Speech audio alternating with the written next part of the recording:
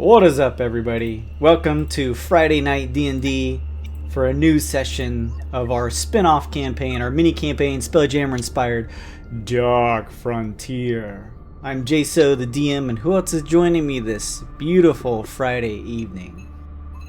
Hey everyone, I'm Bailey. I play Neyts, the Halfling Wildfire Druid. Ooh.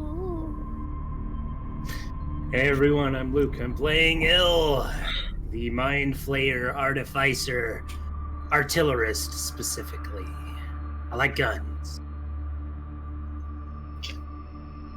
And who else? You. You got it. That's it. And somebody will be playing Cogman throughout. Thank you. Yeah, thank you, Kyle, for setting up a little AFK screen for Kevin, who's not going to be here this time. So. Sure. My name's Slim. I'll be playing Thunder, the Warforged Artificer.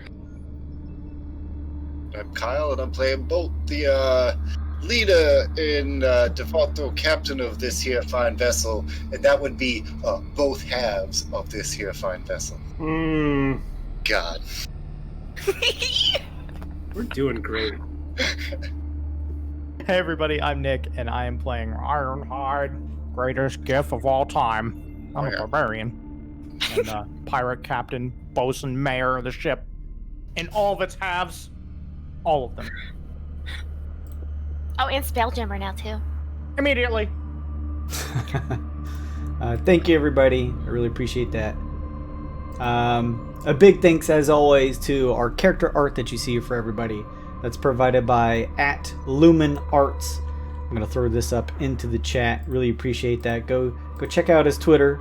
Give him a little hello and give him a follow. And he may be offering commissions. I don't know. I haven't seen him do it recently, but you never know. So he makes some really awesome stuff. We really appreciate it. So thank you so much. As you guys are watching, people like Cyanide here in the chat, as well as others, even if you're lurking, you guys are building up your Twitch channel points, and you can use those to buy cool stuff that directly interacts with this campaign. So just check it out at the bottom left of the chat. You can do stuff like buy inspiration. There's cheap things like even just a +1 to anybody's roll.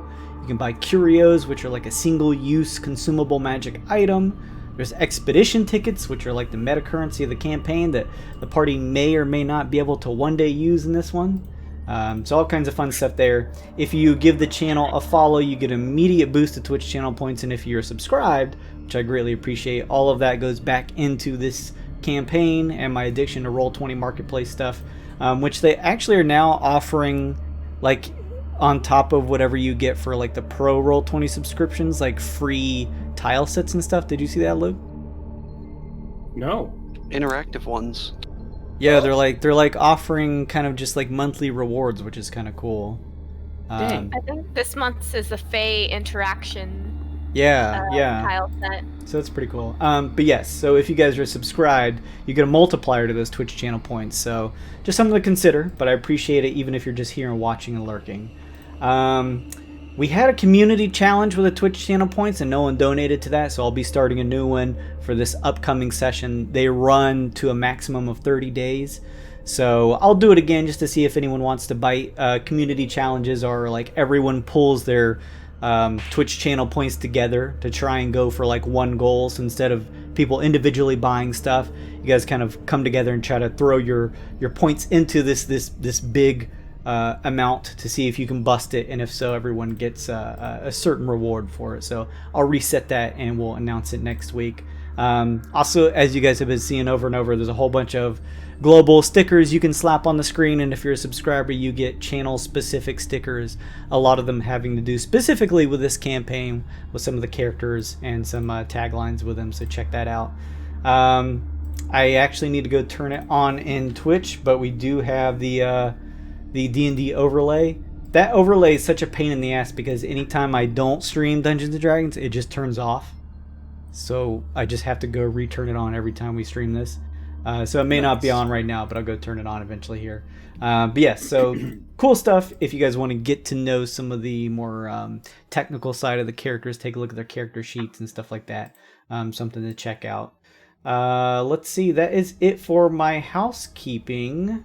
Let me go ahead and hand out some inspiration to you guys. Boop. Go ahead and take a card, and now, as you all are used to, is the time to switch your cards if you want to, or hold on to them. I'm good. Wasted a 20. What? Where'd that come from? Oh, I Clicked see. the wrong button. You're so stupid. Oh, no. Oh, that's funny. Is everyone happy with their cards? I get choose 2, so yes. What's up, Anna? Hey, Anna. Oh, she just gave you inspiration, so you get to draw one more of these cards. Speaking of, Who's you? that's you, Oh, Emma. Anna, my girl. My little champion's got 2 points. Let's see, what's this other? Let's see, did I... Oh, and I don't know. Ironhide gets extra inspiration. Oh, okay. You are. Hey, I got another choose 2. This is gonna be a great session. Gross. Okay. Oh. I owe you. You're my favorite. You're my favorite, Anna. With that out of the way, if you guys want to roll to see who wants to give the recap from last week.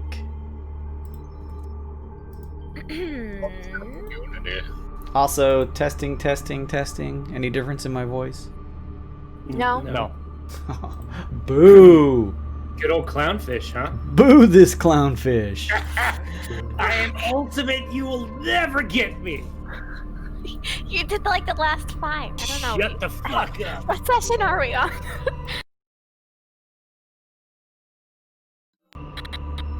Last time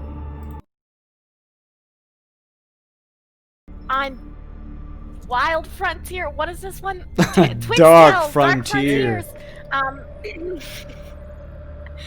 We ended the battle with the spider ships in the Yogi by destroying Your our own ship. ship. and we went aboard.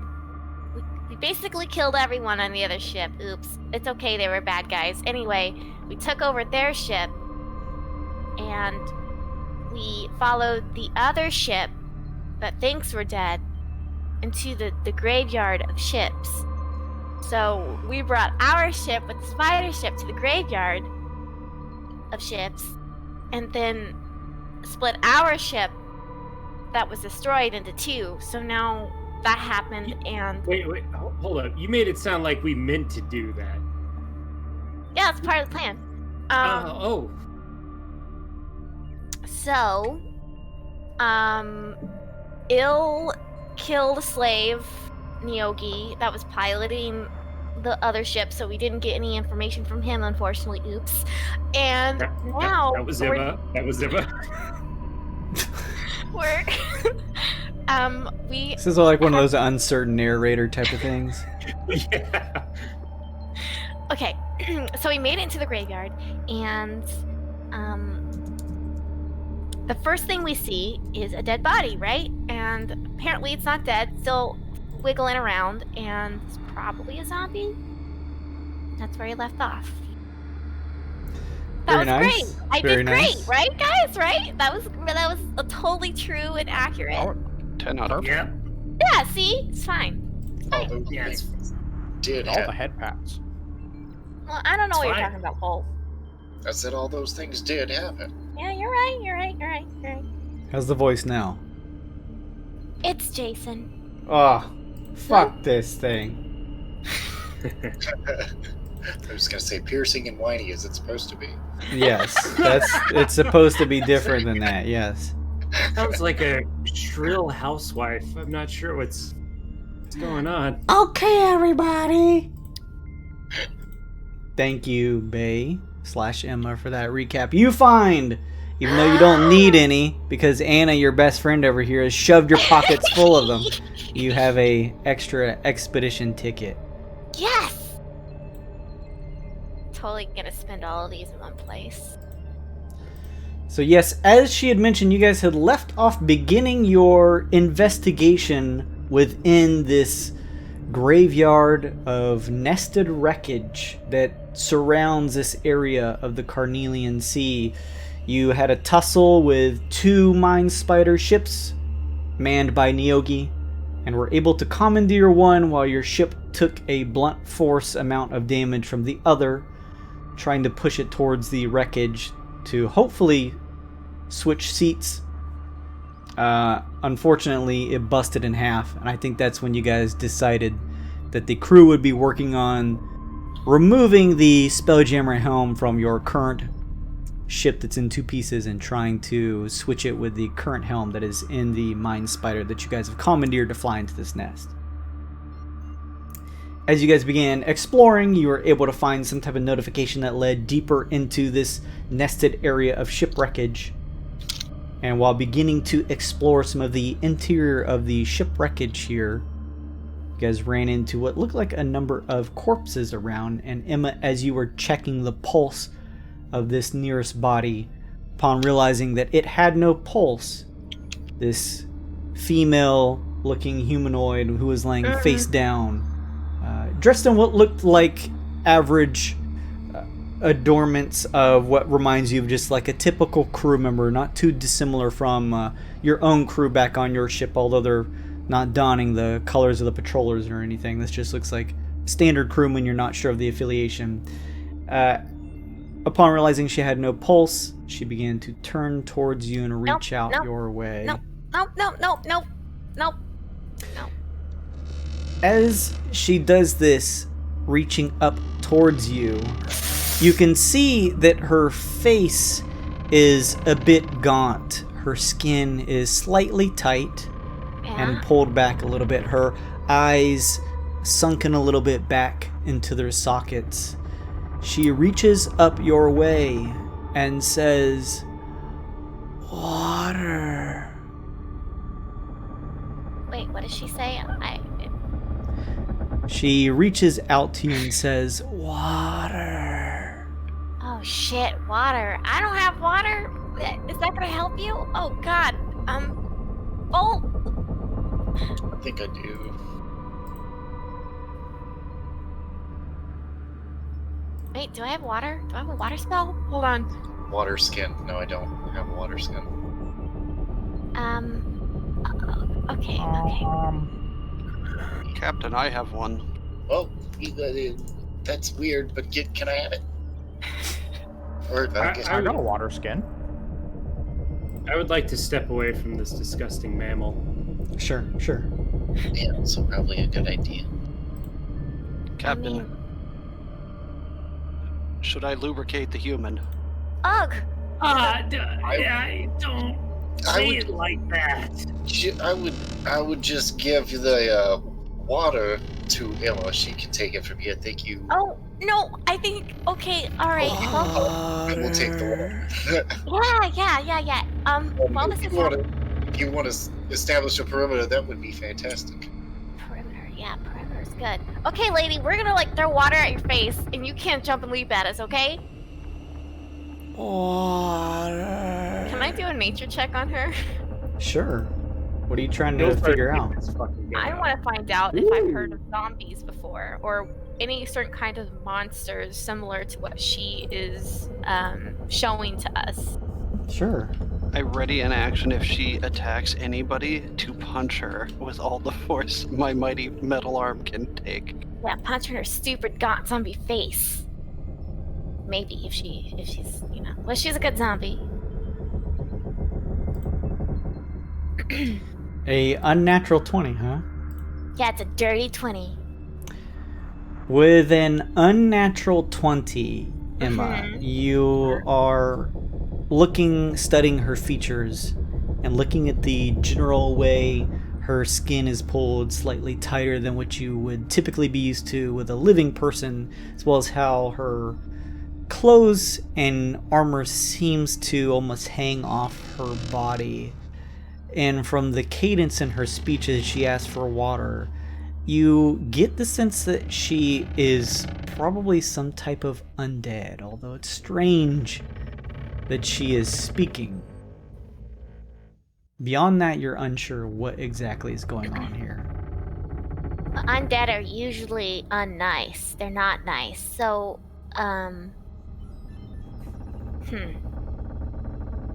Yeah, okay, well, I mean, what if we wet her and she just, I don't know, is happy again or something? I don't know. What are we gonna do with a zombie? Yeah, throw water at her face. Give me that. Oh, give me it. Well, yeah, alright. All right, lady. Emma is going to chuck some water at her. So what are you doing? Are you just like splashing it at her face, or are you like trying to hand it over to her? Nope, I'm splashing it at her face from a good distance. It splashes in her face. Quenching, right? She places her palm that was reaching out to you down onto the deck of the ship, and using both of her palms begins to slowly push herself up, very slowly, as she continues to mutter under her breath, "Water." Okay, all right, new plan. I'll get you a new water skin. I'm just gonna slide the water skin over to her. There you go, lady. The female looks at the water skin and stares at it for a good couple seconds. A thin, skinny-fingered hand reaches and slowly grasps it, and she begins to lift it up over her. Was this uncorked or corked? I mean, I'm assuming I corked it back and slid it to her so it wouldn't spill out. She... Okay, so you pop open the cork. There you go. She holds it up like she's tilting her head up with the water skin above her. Some of the water hits inside of her mouth, but also a good amount of it just splashes against the side of her face. You also watch as her mouth quickly fills up with the water and it begins to just overflow around her. Yeah. Hey, lady? After about a minute of doing this, she tips her head back. You hear the sound of the water just spilling out from her mouth and dripping from her chin. She drops the water skin and just stares towards you. You're not gonna like eat our brains, are you? You just hear from behind you. No! Wait. Does my fist go off? No.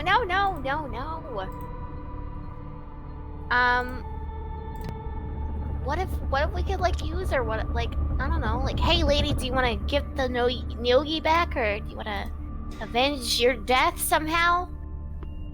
She says nothing as she pulls herself to her feet. You can now see that the armor and clothing hangs off her body in such a manner as it almost is falling off.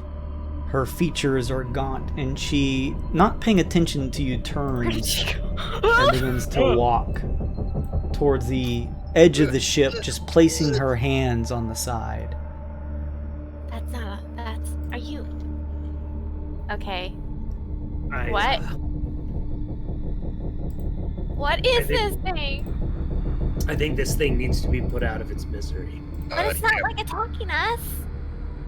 Bolt standing behind you and just points over your shoulder and says, "Get him." You have advantage on the first shot. Yeah, we're gonna fire a bunch of non-silenced Uzi rounds. Oh no. It's gonna be like Foghorn Leghorn where you get shot, just water comes pouring out of everything. It's a 20 to hit. Okay. I'm gonna need you to roll initiative with Yeah! Ill going at first.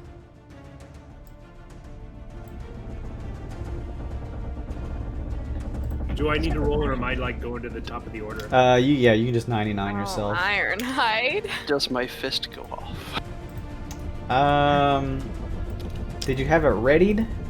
Ready to punch it if it attacked anyone. I mean, I then guess no. not. It hasn't attacked anyone, so technically no. Goodbye, I'm busy zombies. thinking about how cool I was. You're always cool. Oh, you're my little champion. Here, take some more head rubs. Yeah. Man, starting off strong with the usual damage rolls for me this week. 2d10, 4 damage. It's always Tuesday. Listen, Your it's gun should fine. go pew pew instead of. It's fine. I got the same exact number on the 1d8 extra damage. It's okay. One- I'll make it 1d8, better with a 2d10. cantrip. They're basically the same thing. Hey, this is also a cantrip at least. Go ahead and roll for your fire spirit, your wildfire spirit. Oh, he's like gone. Oh, okay. It's Just been kidding. an hour. Just He for goodbye. He's gone for like a good long rest. Okay. Ironhide. Luke, are you still gonna run Cogman? I'm sorry, I meant to ask at the top Yeah, of yeah. that. I'll do combat for him. Okay. What's his initiative? Oh, that would help, wouldn't it? +2 with it. +3. Wow. All right, he's entered in there. Oh, did Nick step away from his computer? He crit failed, if that helps. Yeah. Okay, we'll leave him at 0 then. Ill, pulling out a Uzi and just spraying into this zombie-like creature. Gross. Yep, 8 fire damage. I have a bonus Alright. action too. The area here lights up, slightly illuminated, and the sound of the reverberating blast of firepower leaving Ill's Uzi strikes into this creature, what can only be described as essentially a creature. As the bullets connect, the creature is thrown into the side of the ship here at the wall. It turns back to you all. Yeah, I don't know. I mean, we were gonna be Look. your friends, but I guess Look, little one. It was coming right at us. All right. you were so paranoid and wrong. Anyway, I take out my magnum and I take another shot. Sure. That's only 10 to hit though. That is going to miss. Actually, no. That's going to hit. Oh, wow. Yeah. 9 force damage. I did more damage Nice. once again with my bonus action than I did with my full spell that takes a slot and has a damage bonus to it. 9 force damage and it's pushed 5 feet away, but I guess its back is against a wall, so that doesn't matter. Yeah. It's thrown up against the side of the wall of the ship here. It kind of grunts as your second shot connects. And that's it for Ill. All right. Bolt. There's Um, something weird here going on. yeah, I bob and weave through everybody's legs and point at it and say, "Somebody kill that thing!" The next attack against it has advantage, Ooh. and Nice. see, it was the next attack as a rogue. I think it's pretty good. I end my turn. Nice. All right. Cogman is up. Cogman casually walks up Oh, yes. and just kind of disdainfully is like, disgusting. Here we go. Sorry, I have to navigate the other character sheet. Yeah, that's okay. Yeah, it's 25 to tough hit, enough. but let's fish for that crit. Yeah, okay, go no. ahead. It's going to be... Oh, it's got sneak attack in there, too. Nice. It's going to be 15 damage. What does it look like when you kill this thing? So man. he's just flicking rapiers and lopping heads off. That's going to be his MO until Kevin gets back. You Nice. guys are so paranoid. It didn't even It have. was a dead monster. Yeah, It so. was him or us. Her or us. It or us. Listen, Whatever that thing was. And we didn't even know what it was. It was. I know what it is now. Man, Super What is it? dead. Oh Yeah, my god. Super dead. super dead. Mm. Well, That's it for Cogman. All right. After Cogman, there is a body down to the south of you all. Some of you may be able to see it, others might not be. That begins to slowly shift and pull itself up This looks like a male, probably some type of guard crewman that turns your way. Very similar features. And it goes, water, and begins slumping towards you all. All right, well, I guess we're going to be pirates and bad guys. They're undead creatures. Do you have a water gun? No, you're an Illithid. Okay, touche. Fair point. It slumps forward. I'm a bit of a chocoholic. And then slowly slumps forward. 2 more. Oh god, they're so gross. Raising its arms up towards you and slowly lurching that way. Emma, you can hear noises, but you can't make out where it's coming from, except from it sounds like it's coming from south of you. South like downstairs or south like? No, it's on the same level with us. Okay, all right. Target is adjacent from me. Emma, you're up. All right, let's see. I can't see anything yet. Oh, man, I don't want to Walk get due too close. south. Am I getting hotter or colder? Yeah, you're getting red hot, right? Almost right on top. Okay, so I don't want to be too close. It's about 15 feet away from you, give or take. 10 feet. I don't know if you guys know this, but I can't see in the dark. Shame. Oh, there it is. You found it. Well, then you moved 5 feet closer. Now it's 5 feet away from you. Oh no! This nasty thing is up in your face, wearing some very ill-fitting gear that nearly slumps off its form. Looks like uncooked bacon. No skin, but all his teeth. Huh. Has its skin just very tightly pulled. You hear ill call from the darkness. You're red hot. Fucking hate you. I guess I'm. Oh, my spell slots. Okay, hold on.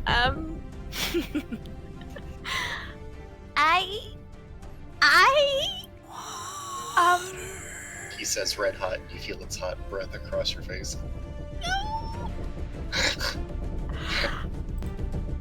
Well, I'm going to use at disadvantage firebolt because that's really pretty much all I have at the moment.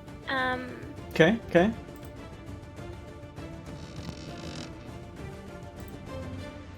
Oh my god. 17 does it? Well, I know 10 hits, so 17 totally Yeah, hits. not bad rolls. Motherfucker! Alright. Fire ahead of you in the dark. The illumination lets you catch a glimpse of this nasty looking thing in front of you that's slowly shuffling its way towards you as you catch it with a beaming bolt of fire into the chest of it. Okay, somebody, please come back me up. I'm done. Okay. Alright. It's done. You guys hear some shifting coming from behind you all now towards the top of the ship. Now it's a party.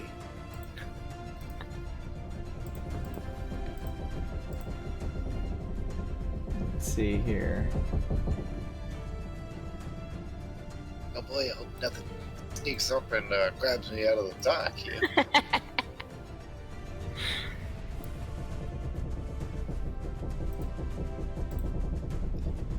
Hang on just a second. Let's punch this in correctly because I accidentally deleted the token. Did the 6 fire damage do anything like crazy to their skin, or did it just like do? No, it lit up. It pierced it pretty well and scorched the chest area, but it didn't do anything like crazy significant. Okay. Let's see.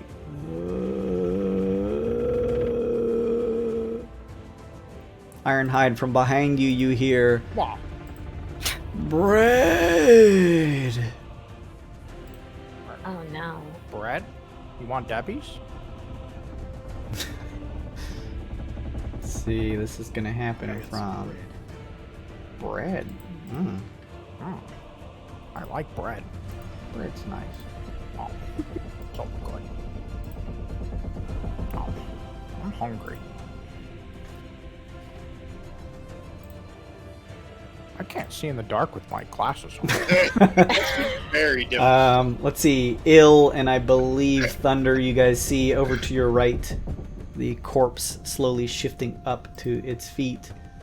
Bread! It shifts up to you, Ill, but isn't able to do anything else. Is it saying bread? Oh, my initiative got pushed up above Emma's. I think I went before him. Oh, I'm sorry. Let's go ahead and have you go then next, Thunder. Oh, I was gonna move next to Ill. Son of a bitch. Sorry about that. No, move next to me, Well, please. That changes my strategy then. Can I see this thing from here? Or is that pillar right there blocking it? These tiny pillars, they don't block your view. Don't pay attention to those. I'll just take the attack then.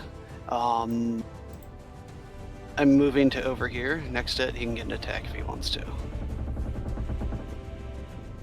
I'll move back above Ill and then back down over this direction.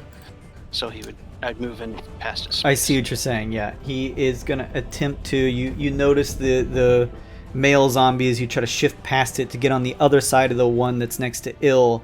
This one does attempt to take a swing at you and smash its fists into you. 17 versus AC. That does not hit. Nice. Swing and a miss. It's kind of ratty, dirty fingernails scratch and smash into your thick armor, but does not do any significant damage, and you're able to shift over to the other side of whatever this thing is next to Ill here. Oh, that's a lot of them. Wow.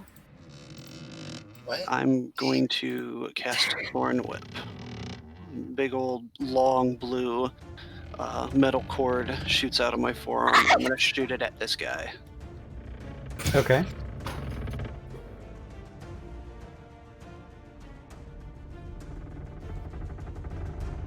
$17 hit.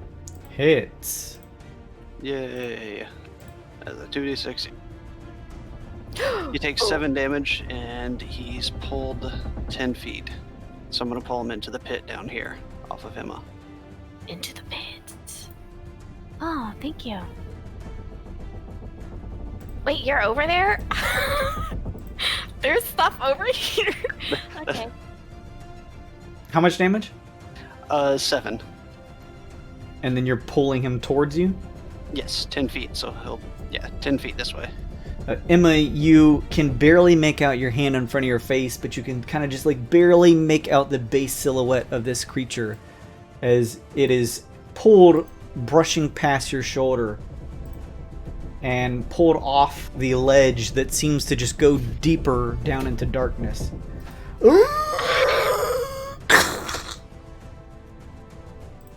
It is gone. Oh, wow. It vanished? This area that you see below seems to continue down into darkness. Oh my god. Never mind then. Okay, that's good. I hope that's better. Thanks. Yeah, you look forward and see these steps. Unlike the image here, it seems to be much darker and descends into what looks like darkness. Probably goes down a few levels. I'm so glad I didn't jump in there and pull him down. I had my turn. All right. Let's see. That one had moved. That one had moved. Let's do this. Hang on just a second. Doing this last bit here.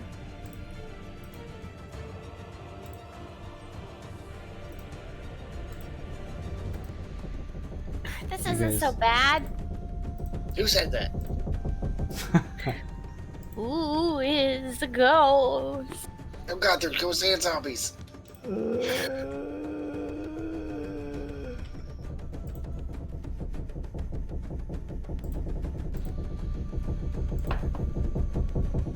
Dude, this boat creaking is like is getting to me.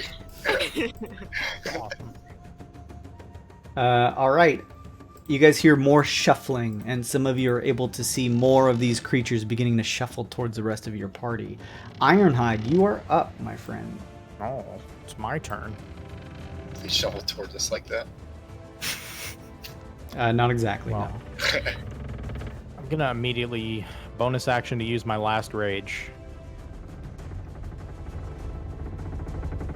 Very mad because I'm hungry. Those of you who can see the bulging muscles of Ironhide and the curl and twitch of his eye. And I want to Outrider Dark Frontiersmen Captain. Permission to smash. Yeah. Make pudding, but don't eat the pudding. Don't need to put it. Designation ill, move immediately. And I want to attack the one next to ill. Okay. First attack.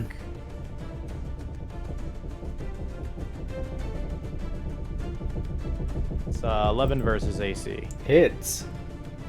15 bludgeoning. Holy shit, nice. Very solid damage as you just smash into the side of this thing with your maul.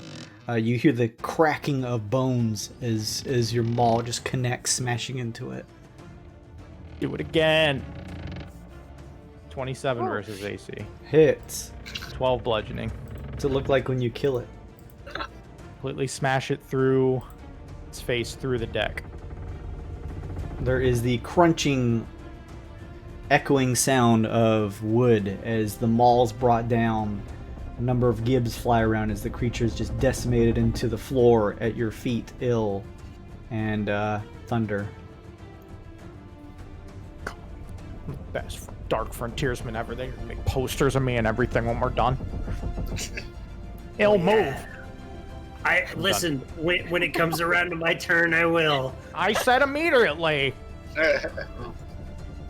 You can move through ally spaces if you need to. It's funnier if he just yells at him. Yeah, I don't want to hold position, so you guys get on the other side of me if you need to, but I'm good. Okay. Rolling back up to the top. Ill, you're up. Okay. I'm gonna move like the big fat guy asked me to. Finally. I'm bigger than you. Finally. Anyway, I'm gonna aim at this guy and take another shot. A 17 hit for, once again, 8 fire damage. Dude, what up? Fine. It's fine to roll well below average every single time. It's fine. It happens to every guy. I'm gonna blast it with the executive. It happens. Nice. 10 to hit, which I do know hit. For 11 force damage. I also rolled a 10 last time, which would infuriate me if we weren't fighting zombies. Andy's also pushed away 5 feet from me. Nice. It is thrown up against the back wall here. And I'm just gonna hang out in the corner here and kind of lean against the wall. I'm done. All right. Bolt. That would be you then. Gonna wander around the corner, and the whole time I'm trying to light a lantern. As soon as I make it here, I actually do. It gives me 15-foot radius of light and another 15 feet of dim light. Oh. It is just a common item. 30 feet overall. Yeah, 30 feet dim, 15 normal. How's that? Whoa! Oh, now I can see things, and if I can see things, I'm dangerous. Hey, kill that thing! The next attack on this one has advantage. Nice. I'm gonna scoot over this way. Emma, behind you, you can see that there is a light source finally brightening up the area from Bolt behind you. Ah. And I don't know. I guess this would be too gamey to ask where the pit was. It's this thing. Yeah, this whole this thing? area here. Yep. Oh, shit. Yeah, I almost walked down there, too. Yeah, you can now see as you're able to peer over the side that these steps just kind of lead into darkness. You don't see a floor below you, where you would typically assume there'd be one. Nice. Shit. Alright, well. Now that I can see down there, I can't see down there. That'll be it for me. All right. Yeah, I'll do like something like this right here. You can't see down there. All right, Cogman would be up. Pretty simple turn. He's gonna walk up to this guy and hit him with the old rapier with advantage, because of bolt. Fish for that crit. Okay, no, but it's much higher. God, these fucking damage. Look at these damage rolls. Look at them. Just fucking look at them. Look at them. 8 damage. 2 of 14. You pierce the creature through one of the upper breast areas and pierce your sword cane through it, pulling back out. Bonus action disengage. Nice. Kind of claws and tries to smash it with your fist, but you're able to shift out of the way. Actually, he'll probably move here. Yeah, that's fine. All right. Okay, he's all done. Thunder. This one gets an attack of opportunity on me, the one that's next to me. I'm gonna move back over to here. All right. It wants to attack you. That's going to be 15 versus AC. Nope, 20 armor class. Again, you hear the punching and scratching against your thick metal hide, but not enough to actually even render any damage. Superficial. I'm gonna back up to here and do what I did last time. The whip out of the other arm's gonna extend out and take a shot at this guy. All right. Yay, 19. That's going to hit. That's 4 damage, and I'm gonna do the same thing. I'm gonna pull him 10 feet towards me into the pit. 10 feet towards you.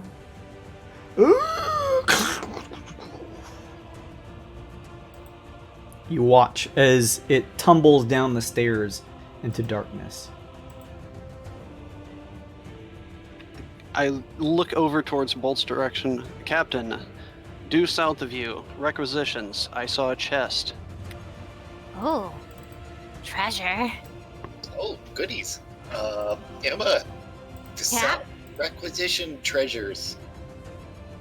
Designation treasures. Got it. Nation fill our pockets. It's all trapped. Don't touch any of it. It's You don't probably know that. correct. Actually, all- I'd trust Ill in this kind of situation. He probably Yeah. Just be You careful. better let me take a look at it first. Let Ill take a look at it first. Yeah. You better not stick any treasures into your pockets. I'm gonna Better not stick Yeah. any treasures into you. I end my turn. All right. Emma, you are up. I can. Let's see. A little closer. Hey, Bolt, what's up? North. Oh, wait. No, you're. I want to shoot this guy here Mhm, with a mhm. firebolt. Yeah. 14 fire damage. That hits. Now let me see here.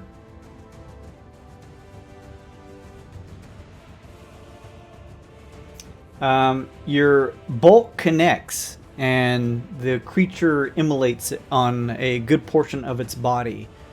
It nearly buckles over. Well, that's all I got. I'm turning. It collapses on the ground for a second, Oh. and then begins to slowly pull itself back up. Well, I guess I didn't hit it hard enough. I'm done. Bread?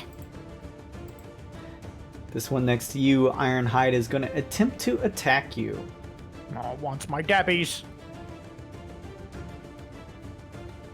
Swings your way for 11 versus AC. Miss. And this one is 22 versus AC. Hit. It catches you with a claw attack for, let's see here, 6 slashing damage.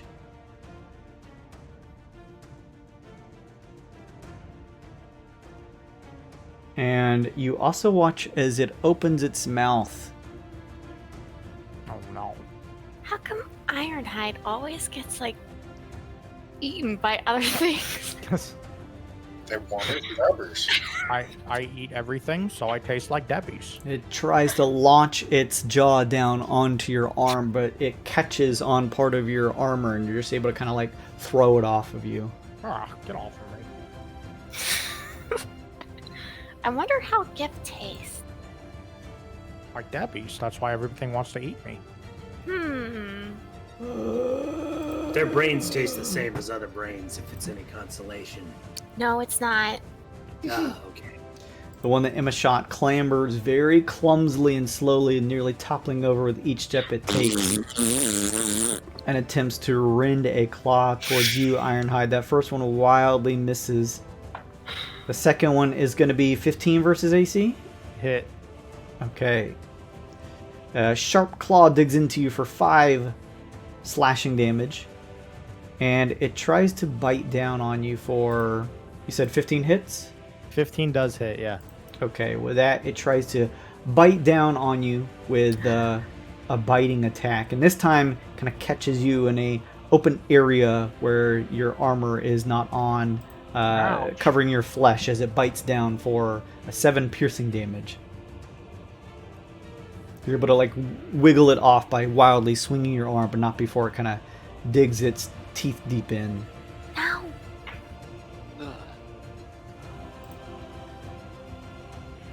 That hurts. You hear coming from down the darkness, water. No, we don't And have any water. shambling up the steps is the one that looks like you pulled down into the darkness, Thunder. You all can see, well, those of you who can, that its neck looks almost clearly snapped, its head hanging low to one side, but it continues to shift and stalk, moving up here. Oh boy. That guy looks familiar. Ironhide, you're up. Oh, yeah. Alright. We're surrounded. First attack's going to be on this weak one right here. Okay. This bottom one. And it doesn't go. Of course it doesn't go when I click it. Good old roll 20. Oh dear. Oh, Ironhide. Good old roll 20. That's terrible. I'm going to take a bad boy card here real quick. You swing your maul, but because so many of your allies are here surrounding you, you have to swing a little further out than you anticipated not to hit any of them, and your maul goes a little wide, hitting one of the beams around this area and smashing into it without hitting the creature next to you here. Second attack's going to do better. I'm swinging for the fences. Oh my god! Take 2 of these. I take back everything I said. I'll keep taking the bad damage rolls. I'll Two take the senses bad are damage. gone. Can you imagine? Can you imagine? I mean, I I can. It's happened to me before. Yeah. I don't want to hit your allies, Ironhide. Everyone's too close. Get the fuck out of my way. Your second swing goes wild. Anything else, Ironhide? I think I've done enough this turn. Very efficient with action economy. Okay, Ill. Sorry about your luck, buddy. It's okay. Get the Anna with the poggers in the chat.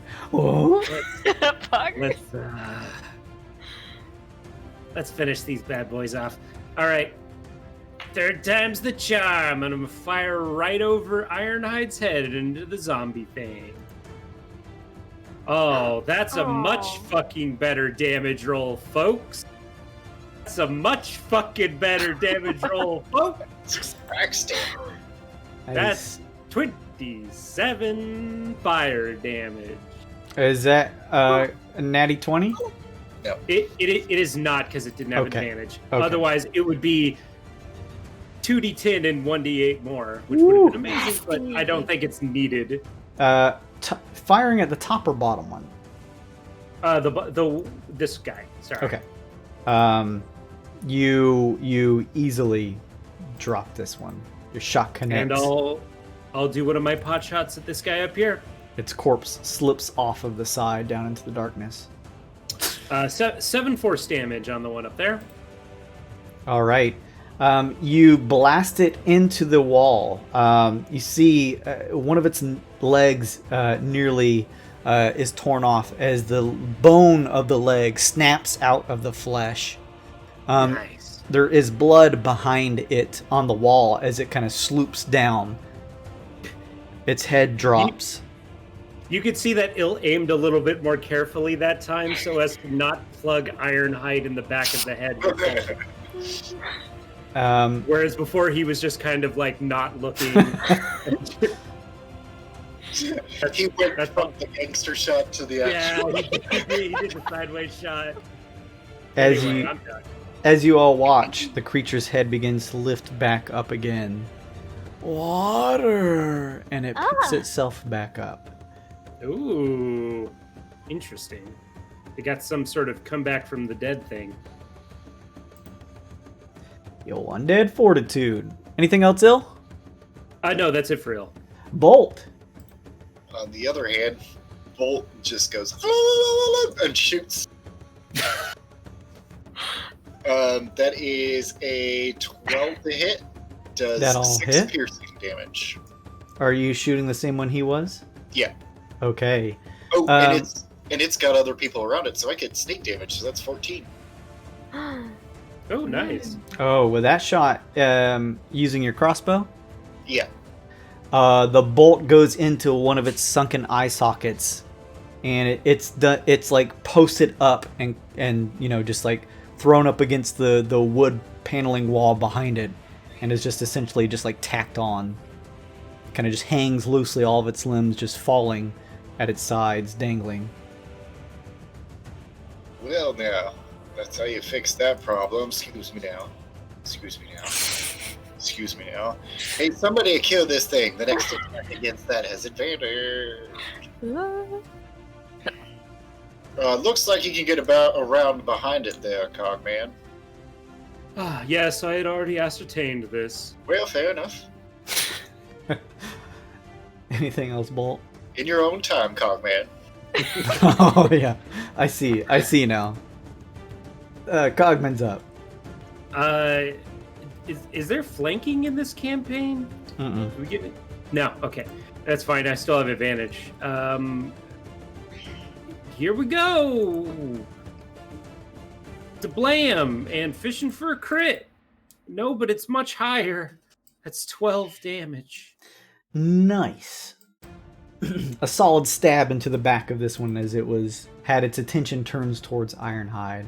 Oh! As you stab into the back and pull out, the creature wails. I don't think you're rolling enough sneak attack damage. He is not solely a rogue. He's a rogue fighter. Neither am I, but I got 2d6. How many levels of rogue do you have? 3. Well, that would explain it then. He's like rogue. He's like fighter 3, rogue 2, I think. Okay. Anyway, bonus action disengage, and he's going to move right back to where he was. Nice. Creature kind of tries to turn and claw your way, but you're easily moved past it at this point.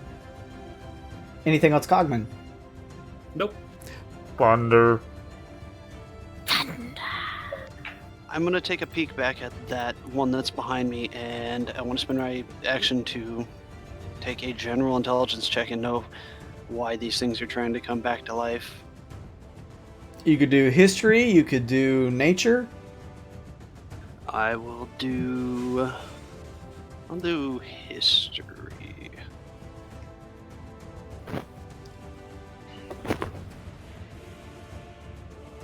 That's fantastic. I've never seen a zombie in my life. I have no clue. Oh, Sir, no. I'm Oh, unsure no. why, but the creatures seem to be returning back to life. It's because That they're they are. zombies. I don't know what that is. Database empty. It's hard to tell, Thunder. These just seem particularly resilient. Captain, watch the railing. They've been coming from the stairs. I'm going down south to defend from there. I see more coming. Don't get too far now. We can't see it if you go too far. Oh yeah, there are more down there. How about that? See anything.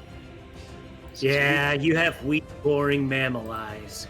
Mm-hmm. I used my action to, and that's my movement, so that's it. All right, Emma, you are up. Jump up. And the firebolt. Oh, that was... Sorry. Here we go. 5. 10 Nice. fire damage. Nice. Let's see here. What does it look like when you kill this one? Yes! It, just looks like he, turns into a hot pocket, and then I go... A microwave goes off. Yeah, and I'm done. All right. Water. Oh, I didn't realize they were that. Oh, Yeah, you see Emma, another there's, one there's more down shambling in the your way. south there. I didn't know they were that close. Oh, red. So Red hard. Ironhide, you're up. Where? To Right me, where buddy. Emma's about to get eaten. Yeah, All bolt right. points that direction. Okay. 25. Okay. I want to swing at this guy. Mm-hmm. First attack. 15 versus AC. Hits, you smash into it pretty solidly, dealing a good amount of damage to it as it's nearly thrown up against the wall. You kind of hear the cracking of even a little bit of wood behind it. 11 bludgeon. And on top of that, because I moved 20 feet, straight forward towards the target. Kind of curved a little bit there. Never mind. Second attack. Okay. One of these days. Ooh. 22 versus AC. Tasty. 22 will hit. 13 bludgeon. Oh. Nice. You smash into it with your maul. A direct hit into the side of its head. You watch as part of its head and cranium collapse under the weight of your maul as it's smashed up against the side of the deck. It slumps down against the wall here, its head drooping down. Just then- run. Quickly pull your feet back as one of its claws rake out and it pulls itself back up. Rat or water? Which one are you?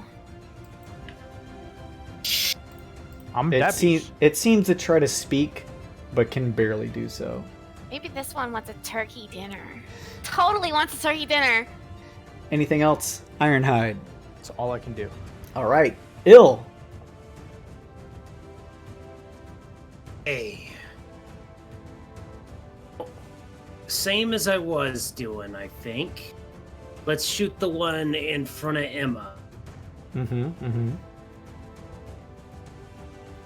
So, back down we go. Back, slumming it back down to below average Bare minimum, Set- Bill. Thanks for the Seven. bare minimum. fire damage. It really is what it is. He's just wigging him on purpose. You fire directly into its chest, and Emma, Thunder, Ill, you guys watch as its bowels begin to spill out. It nearly collapses over, but grabs itself on the side of the the wall here next to it and continues to hold itself up. I'm not sure why it rolled twice. Sorry about that. That's okay. But I get a bonus action from my executive, and that is going to be 10 force damage, and it's pushed 5 feet away from Emma if it's still standing. The executive! This one is deleted. Thrown back by your weapon. Just right between the eyes. And I think that's going to be it for Ill. Okay. Bolt. Don't go too far. Mr. Cogman, if you'd please, and I'll just move. Advantage on the next attack against that. Nice. Okay. That'll be it. Cogman. I reload my bolt, but... Okay, gotcha. You hear everyone else hears the sound of Bolt loading another bolt. Pardon me, excuse me. There was a clear way right over here. You didn't have to, like, push through. 20. It's going to be a 16 to hit for a 13 sneak attack damage. Nice. Solid damage as you just stab right into it. As you stab into it with your sword cannon pull out, it almost undeterred by your strike, almost even not even noticing it, just says, "Sleep." Oh, don't worry, we'll grant it to you forever. And he's going to disengage, and he only has 5 feet of movement left, so he's going to move back. Okay. Thunder. Designation Ironhide. Pardon me.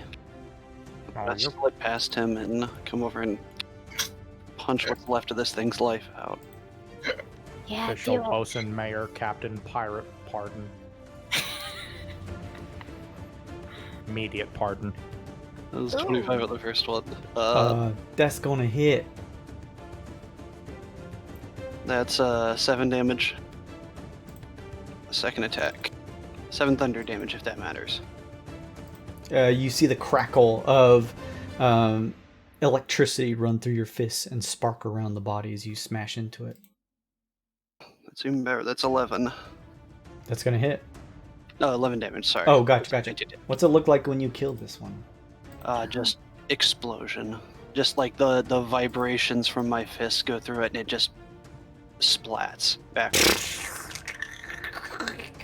A messy yet effective way of dealing with our friends. I appreciate everybody's work. Everybody... Right here! Treasure! Help me open the treasure box. I'm going to, while they're... If you guys... pardon me. I have tools should you need them to open it. If not, I'm going to examine these bodies. I have Il my said own. that he'll... Cogman says he has his own, but Ill is already like running over, like, yeah, don't worry, I got it. I believe Mr. Cog and Ill will see to the treasure if you would like to examine them. I'm going to take an investigation check on them. Sure. What are you trying to figure out? I at least RP-wise, I'm just trying to scan them into my database and know what the hell they are for future reference and determine what the hell happened to them. Like, just general information about them, like, if I can deduce anything about them. Sure. That's a fantastic 11. You are able to surmise about the same amount of info as Emma was able to. I believe it was Emma. These things look like undead. You, at least because of the scuffle that happened here, are able to get the sense that because of their undead nature, they are particularly resilient to your attacks. And things that would kill a living, breathing human, they were able to sometimes shrug off. But you guys still seem to have been able to dispatch the ones, at least in this immediate area, it seems like. Okay, Cogman wants to check this chest to make sure it doesn't have any kind of zombie water bread curse on it or something like that. Sure. What kind of roll does he need to make for that? Whatever roll you want to do. Investigation will probably be the most apt thing to roll, I would say. For some reason, he has it. Oh, Oh, that's why he has advantage. Interesting. His magic item, he has his monocle, which gives him advantage on investigation checks. Okay. Cool. All right, that's an 18 to make sure that this chest is not trapped. As you take a second leaning in and twisting your monocle, there is a number of what look like metal, just octagonal plates that are adorned around the chest in a suspicious manner. With a little bit of deducing, you're able to realize that yes, because of the makeup and the way it is set up, you have done these investigations for perhaps the family that Cogman used to work for, making sure that he protected his owners. Perhaps they were people of certain importance. This looks like to be some type of rune that probably causes some amount of difficulties to break into unless you're able to find a way to dismantle it.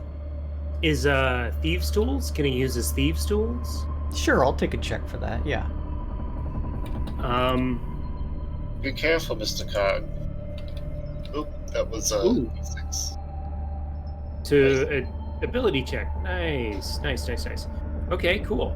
Well, here he goes. He has a plus. Sorry, it doesn't show directly on D&D Beyond. You can also take a guidance. There you go. Wow. You guys really want him to not die. Nice. He has a plus 6 to this roll. Okay. So that's going to be 15 plus 4 is 19 plus the D4 is 20. Unnatural 20 on disarming that trap. You take a couple seconds, Cogman, working your thieves' tools to dismantle the large padlock on the front of the chest, but also making sure that you're able to skirt around any type of activation of the runes that are strewn about the chest here. Working the inner workings of the padlock here. You take a couple seconds. You hear a click. It seems as though you were able to unlock the chest without tripping the trap. All right, he'll open that chest then. As you pull open the chest here, it opens up and you are able to find quite a few things inside. Things? That's why we do this, folks. To get things. Hang on just a second. I'm going to post these in the chat. If it helps at all, Il was rifling through these papers on this desk over here while he's doing this. Okay. Yeah, we'll go to that in just a second here. You find 90 gold pieces strewn about and what looks like a chest that's probably been, like the contents may have been sorted at one point, that it looks like it's been thrown around. You find a box of perfumed candles as usual. These are kind of items that you can just immediately convert to gold pieces if you want, because we'll assume you sell them when you get to the next vendor. Carved wooden staff, small bag of incense, and what looks to be an interesting iron skull, altogether worth an extra 100 for 190 gold pieces overall. Hey, give me that staff. I can carve stuff into it. Yeah, it's a sure. thing I...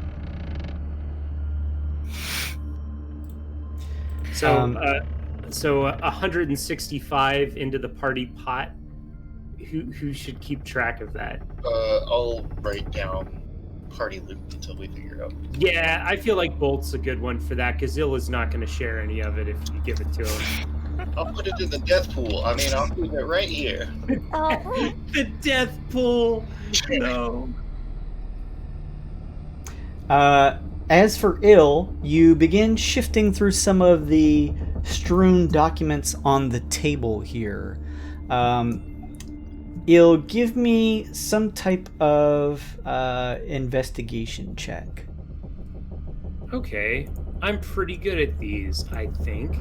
Wow, famous last words. Okay, I'm not amazing at them, but I'm not bad at them. You take a history. Is it related to anything Il knows already?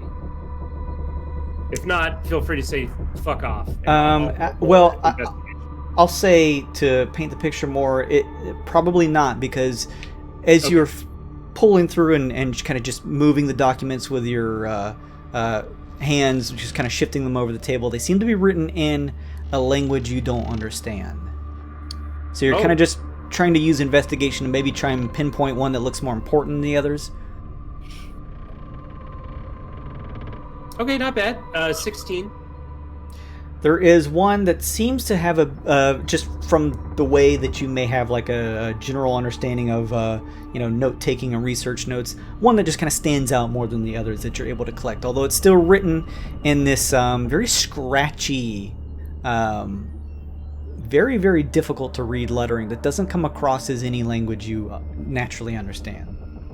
Interesting. So what should I add to my inventory?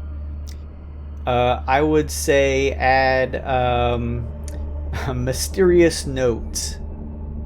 Mysterious notes. It's just like a shopping list. Some Don't other forget language. to get the butter. You could make a check to see if you would For at bread least and water. recognize what this language is, though you may not necessarily be able to speak it, or read it, rather. Now, would this be a history check? This would probably be a history check. That would aptly apply, yes. I can actually roll from beyond 20. Not bad. 18. Maybe not. Okay. Ill, you've at least been with the patrollers long enough to get a little bit of a history lesson working with them, going through your basic, to know that from the scratchy, very just tarnished way this is written and put together, that this is likely the native Neogi handwriting in their own form of language. Anybody read Neogi? Negative. All right, well, I got some kind of note here in it. I'm just going to hold on to it. You kind of just shove it into one of your packs. Yeah. An excellent idea. I do say I found a hallway that I am scared to ponder myself down. If some young strapping man, if you want to lead the way, that'd be fun too. Gladly. Jason, I'm not going to bust your balls over this, but is there actually a spyglass here on the table that Ill can take? No, unfortunately not. All right. Normally I'd say yes, but spyglasses in D&D are like extremely expensive. They're like 1,000 gold. They're It's crazy. super Like expensive. 100 gold. Oh, They're- well, still. Fair enough. It's like a But lot. we are looking for one, both Ill and Bolt. You guys know that your crew has one on them, like just for your ship in general. But yeah, I'll let you know if you come across any others. As you guys are kind of regrouping here for a second, can everyone let me know what your passive perceptions are? 13. Big old 13. 11. Oh, Cogman's is even worse. It's 10. Passive perception is 14. Passive investigation is 17. Okay. You guys regroup. Yeah. What do you do? Is there actually a stack of papers over here? With your eyes, you are able to spy what looks like some type of desk with a couple of scrolled parchments on the top, yes. I pointed out to the captain then. I believe Ill has seen to these, yes? No, he saw to the desk down south. Where were you pointing? He's pointing out over here. I mean, Way back there. we can only see like 2 feet around us, so. Oh, yeah. I'll They're start heading that weak way. everywhere. Here, I'll come with you. Sure. Don't split us from us now, Emma. Keep Yeah, together. you guys go your separate ways. I'm gonna stay right by Ironhide the entire Don't time. say Oh, anything. my little champion. You need a piggyback ride, right? Yes. Always. Make him think we disappeared. Shh. Give me, Thunder, an investigation check as you rifle through this small shelf with some tattered parchment to see if anything is of particular note in here. Ooh. A dirty 20. Oh, nice. With a dirty 20, a lot of it just seems like standard crew logs, written in common. What looks like just like standard trade route stuff, delivering supplies, whether it is food or munitions, stuff like that. Nothing that comes out of the ordinary, although one of the scrolls in particular looks a little more embellished than the others, and as you pull it out, you realize it is actually a spell scroll of Blade Ward. Oh, neat. I look at it, roll it up, and hand it over to Il. Oh, yeah, I'll actually take that. It's very handy there. Designation Ironhide. Do you have trouble seeing in the dark? Yeah, I mean, I'm wearing tactical goggles. I'm gonna walk over to him and use the Artificer Magical Tinkering, one of my empty slots, and it's just an action, and I touch it kind of like I did the orb, and I just make it glow. It's got a 5-foot light on it, so at least you can see around him. Oh. So you're gonna- 5 feet of light on it? Yeah, it's a 5-foot radius. Okay. I'll give you this. That should help you see a little bit better. At my least favorite. it comes next to him, I guess. I'm gonna help you get bigger when we get back. Who, me? Oh, you too, my little champion. Oh. Thunder looks to his chest and smacks it once. Thank you. You guys hear the creaking and shifting of wood all around you. So where was that creepy hallway you were saying about, Bull? Do I remember creepy hallway? I assume this way? I thought you said there was some sort of hallway that you didn't want to go down by yourself. Oh, I was just down here. Oh! But it didn't look like there was anything else down there. Unless, Captain, should we explore the front of the boat? yeah, Thunder, because you standing at the edge of the stairs here, even with your augmented sight, it goes down into darkness. But you do hear the sound of what sounds like heavy footsteps on wood coming from deep down somewhere here. I'm going to pause and look down there and motion to the captain. those Navy signs, I only know the seals. I walk close to him. And I lower my volume, so to speak, and whisper down to him, Captain, I hear loud footsteps from the bottom of this pit. What's that now? No, I'm just kidding. Okay, let's everybody kind of go looking for some stairs that lead us downwards. The ones that go up are no good to us. I found stairs. Oh. Well, He did. Found him! Yells telepathically. Such good navigator, bosun, captain, mayor, pirate, champion. There's like a secret door back here too. You can hear the footsteps begin to pick up pace just a little bit, Thunder. Uh-oh. Uh-oh. Can I produce flame? Can I do that? Sure. How big is the flame? How much area does it light up? 10-foot radius dim light for an additional, let's see. I'm sorry. It's bright light for 10 feet and then additional 10 for dim light. Okay. Nice. Captain, the footsteps have increased. Pace. oh, okay. Well, let's proceed quietly now, everybody. Okay, sneaky Where? down. Sneaky. Which way? Does it sound like they know that they were here? Difficult to tell without a check. All right, you know what? Fuck it. Just go. Be careful. Somebody's coming for us. All right, sneaky. Well, no, not sneaky. Just go. Oh. It looks like stairs go up. Well, we need the ones to go down. That's no good for us. Oh.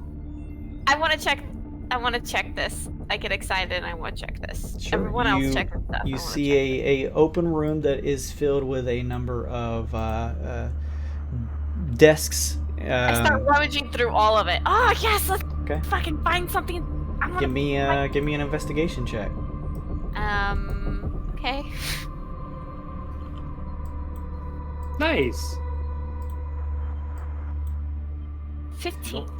bad at all. 15 overall? Yes. Nice, okay. Hang on just a second here. You are able to, spending like a good couple minutes rummaging through here, able to find a couple different things. You find just 60 gold pieces lying around. You also find a very nice polished stone pair of dice. And iron brazier, pewter belt, pewter orb. Like an iron bra, like for real? No, brazier. Brazier. Brazier! Okay, I wasn't fucking with you. I really, in my head, thought that's what you were saying. No, I said it to make a joke, and then I thought, well, I guess the fantasy, you know, like you always see the stupid fantasy armor. Maybe it is. 25 gold pieces for each of these things. You also happen to find in a swirling red liquid 2 potions of healing. Oh. You also, using that same check because you're just kind of taking a couple of minutes to search the whole room, similar to what Il found is, you probably just pointed it out to everyone, a couple notes strewn across this desk in front of you that seem to be written in Neogi tongue, and one of them, a larger parchment that seemed to have larger lettering and a bit more prominence to it. You find a second mysterious note written in a Neogi language. Oh, I'll give the Neogi love letters to Il and the rest of the stuff to Captain Bolt. Well, Jesus. Yeah, here you go. Look what I found. You can all hear the loud pounding of what sound like footsteps on wood that is probably about a minute or so away, coming from down in the darkness below you. In the center of this room. Should we set up to ambush him? Yeah, let's do that. Yeah, let's do it. We're gonna do that. So you, within a minute, let me know where you guys post up quickly. I wanna hide on the stairs and jump off the stairs. If you see. Does it sound like it's coming up from the stairwell in the sort of back area, or up through the pit? At this point, you would be able to surmise it's coming from the blackened pit in the center of this ship room. Oh, in that case, I'm fine just like kind of sort of like pressing up against one of these pillars. I know it doesn't fully hide me, but just trying to like get a bearing. Yeah. I changed my mind. I want to fully hide. I'll fully hide behind Il, so now I'm hidden. I want to do that. Okay. We have tiny bodies. Who else is hiding where? I suppose I will take flank on the weak side. Behind That's good. say it's weak because there are fewer of us. Obviously, we are mechanical and superior to their numbers, but Holy shit. I have as much fun with most of us playing Cogman as when Cogman's actually here. This is hilarious. yeah. And then Bolt will literally hide behind Thunder, like just against his leg. Hiding behind people. Whoop whoop. Nobody move. Okay, you guys all quickly hearing the approaching sound of footsteps. You're gonna take your places. Thunder, are you trying to take a spot that's a little less out in the open than the others? I'm standing right there waiting to see what the hell is coming up. I'm actually going to grab a single gold piece and hold it in my hand for a moment and spend another action to use a magical tinkering effect on it and put a message on it, or excuse me, a sound effect of a beeping, almost like a mine or a grenade, and toss it down there. So when it goes down, if it goes by them, they hear beep, beep, beep. You're doing that right now? Yeah, I'm just going to toss one straight down the center in there. It's just a single gold piece with that sound effect. And when they start to pop up, I'll just deactivate the sound. Cogman watches it fall and says, "That's one way to encourage an ambush. Good thinking." You quickly drop it over the edge and kind of take a step back to your current position. You hear it beep, beep, beep. And then you hear beep, beep as the coin is thrown back up the stairs at the base here. The sound of the footsteps is now loud and overbearing. Is it big? Does it sound big? There is a glowing blue aura that you can see over the edge from here, Thunder and Cogman, as a large hand grips the side ledge here of the stairs and begins to pull itself up onto the main deck. Oh! What is it? What is it? It's Dr. Manhattan. We're fucking dead, Emma. Wait. I What is I it? grabbed him by her shoulders like fucking Rick Sanchez grabbing Morty. We're fucking dead, Emma. We're dead. What is it? I don't see it. What do you see? I'm going to take a defensive stance as soon as I see it.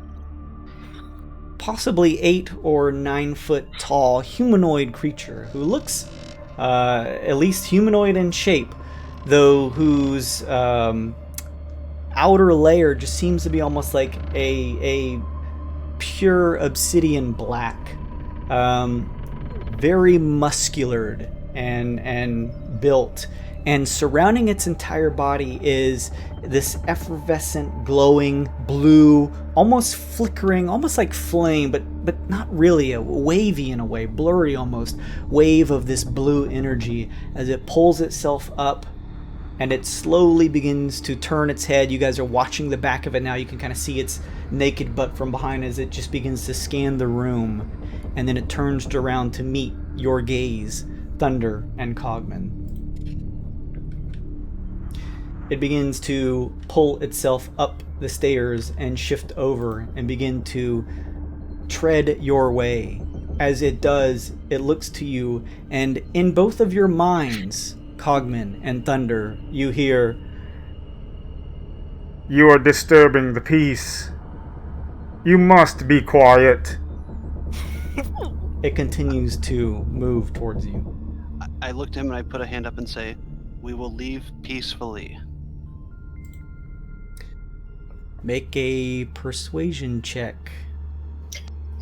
Is Cogman at all good at persuasion? He can give advantage if he's got it. Cogman is. Sorry, I don't have his character sheet right in front. There it is. Yeah, he's actually like super good at persuasion. Yes, we meant no harm in this quaint little hamlet of yours, I assure you. Well, That's an 11. I think Cogman offended him. Stupid. The creature stops for a minute and listens to what you have to say, studying you almost.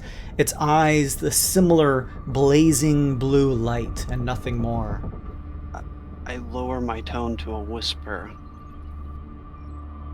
You have our apologies for incurring on your territory. In your mind, you hear, "I have been warned of your trickery. You will not disturb the nursery." and it begins to move forward to attack. Everyone, please roll initiative. I don't even know if we're fighting. All right, Emma, listen.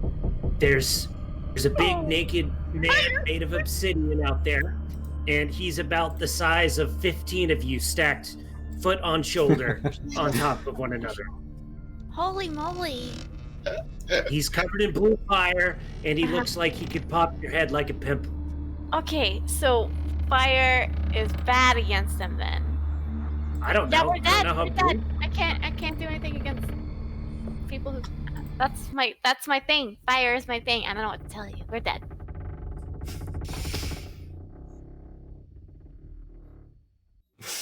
Poor Ironhide.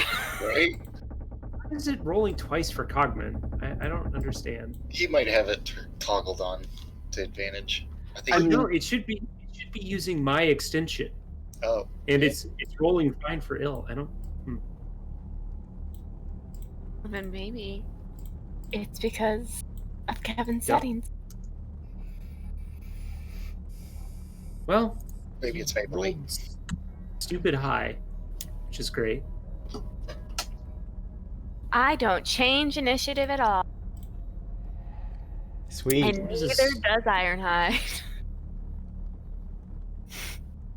Champion. Just not champion spreader. Does that name ring a bell? The nursery. Make a history check. It's like Project, what was it called? Offspring Genesis we were looking for? Offspring. Oh, I forgot we were actually looking. Yeah, we're not just here to fuck up, believe it or not. Is there actually like a giant metal thing? Is that like? Yeah, no, I'm not fucking with you. That's a thing that's there. Okay. Is everyone? Like 3 feet tall though, not 15. Is everyone punching their initiatives? Yep. Nick, are you still? Apologies. Yeah. I critically failed again. So What? I have 3 for initiative. That's Yeah, what we're 4 saying. times now. I mean, at least he can't get another bad boy card. This is true. This is true. Unfortunate. So do we know what this thing is? Are we allowed to do like checks of If some you can see it, you can totally. sort? make it. Oh, shit. Hey, I actually, can't. you know what? I think it would behoove us that Ironhide goes before me. So why don't you switch initiative with me? Oh. Oh, Nice. you're my Which is favorite. what that says hidden underneath all that stuff.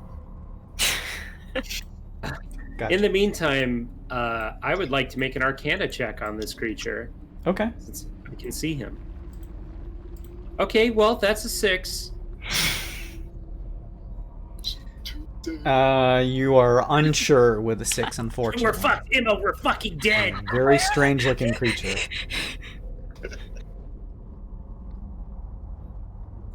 Let's see, descending. Okay, now that everything is plugged in, Cogman, you are up. The creature who seemed to have just spoken in your mind, almost similar to ill. Its lips, its dark black lips, unmoving on its face, hard to even make out from this just blistering blue aura that surrounds it, continues to step your way. What do you do? Huh.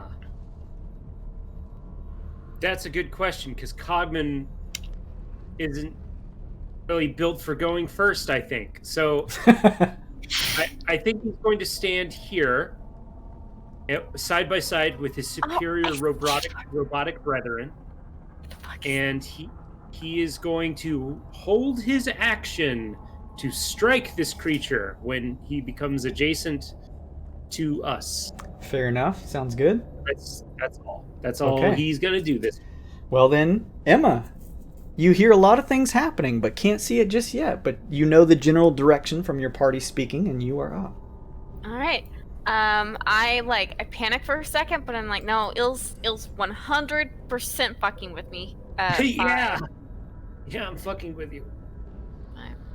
Okay.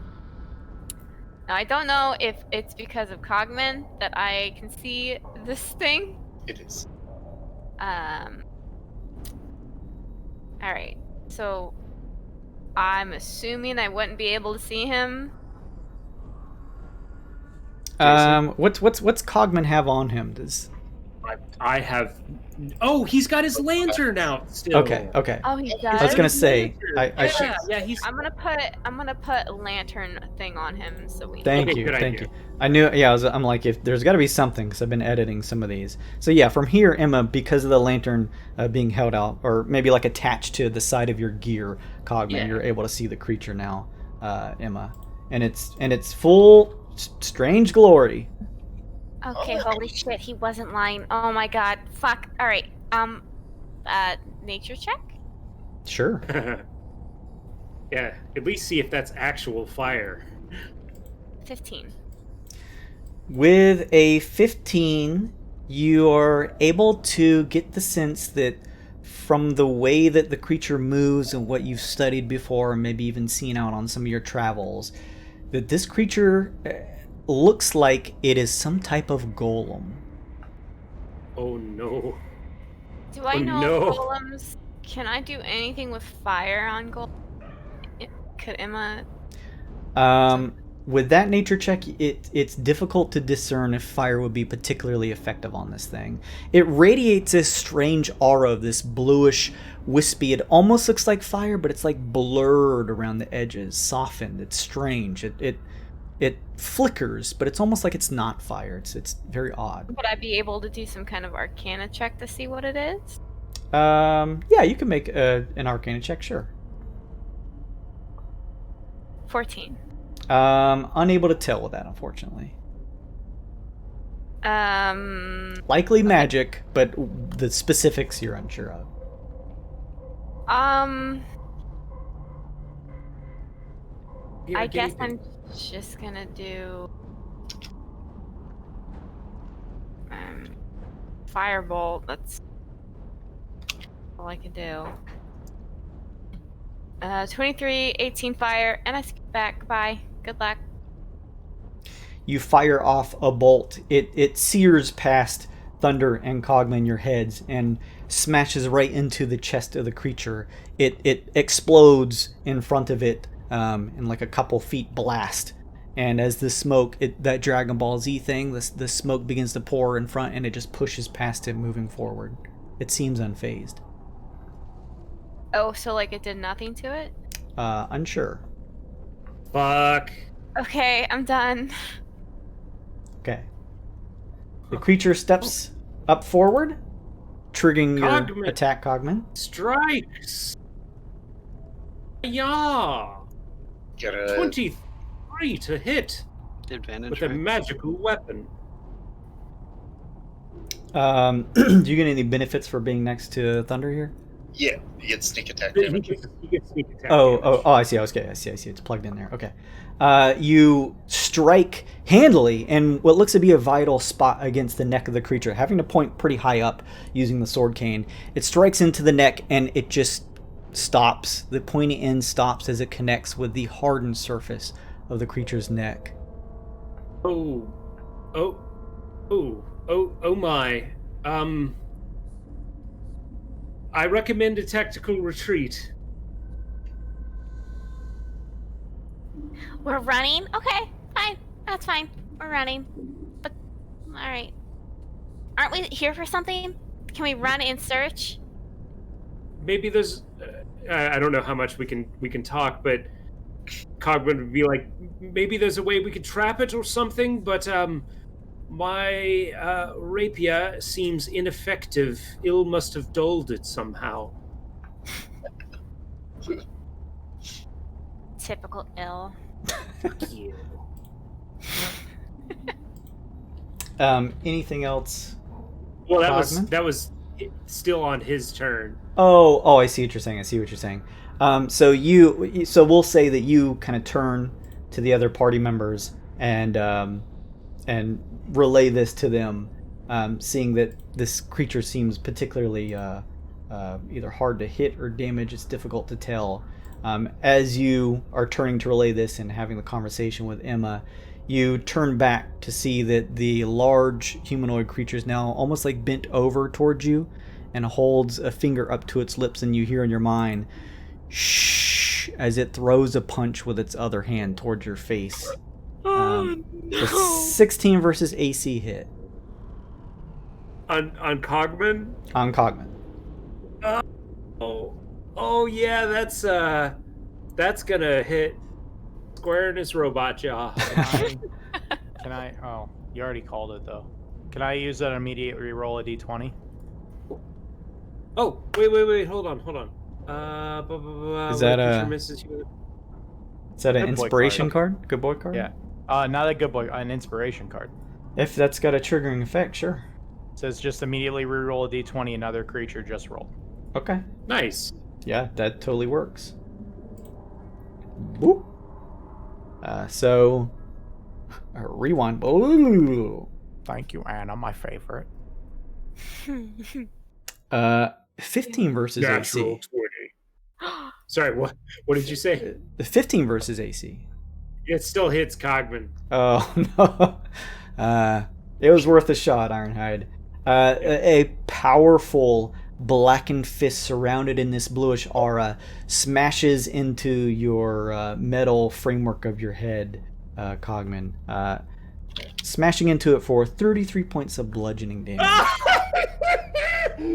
Oh my god! You all see just like half of Cogman's face fly back and hit the wall. He is super bloodied. Oh no! Oh no! Oh no! Oh dear! Senses failing. He can disengage on his turn at least. With that, the creature is done. You're up, Ironhide. What are we doing?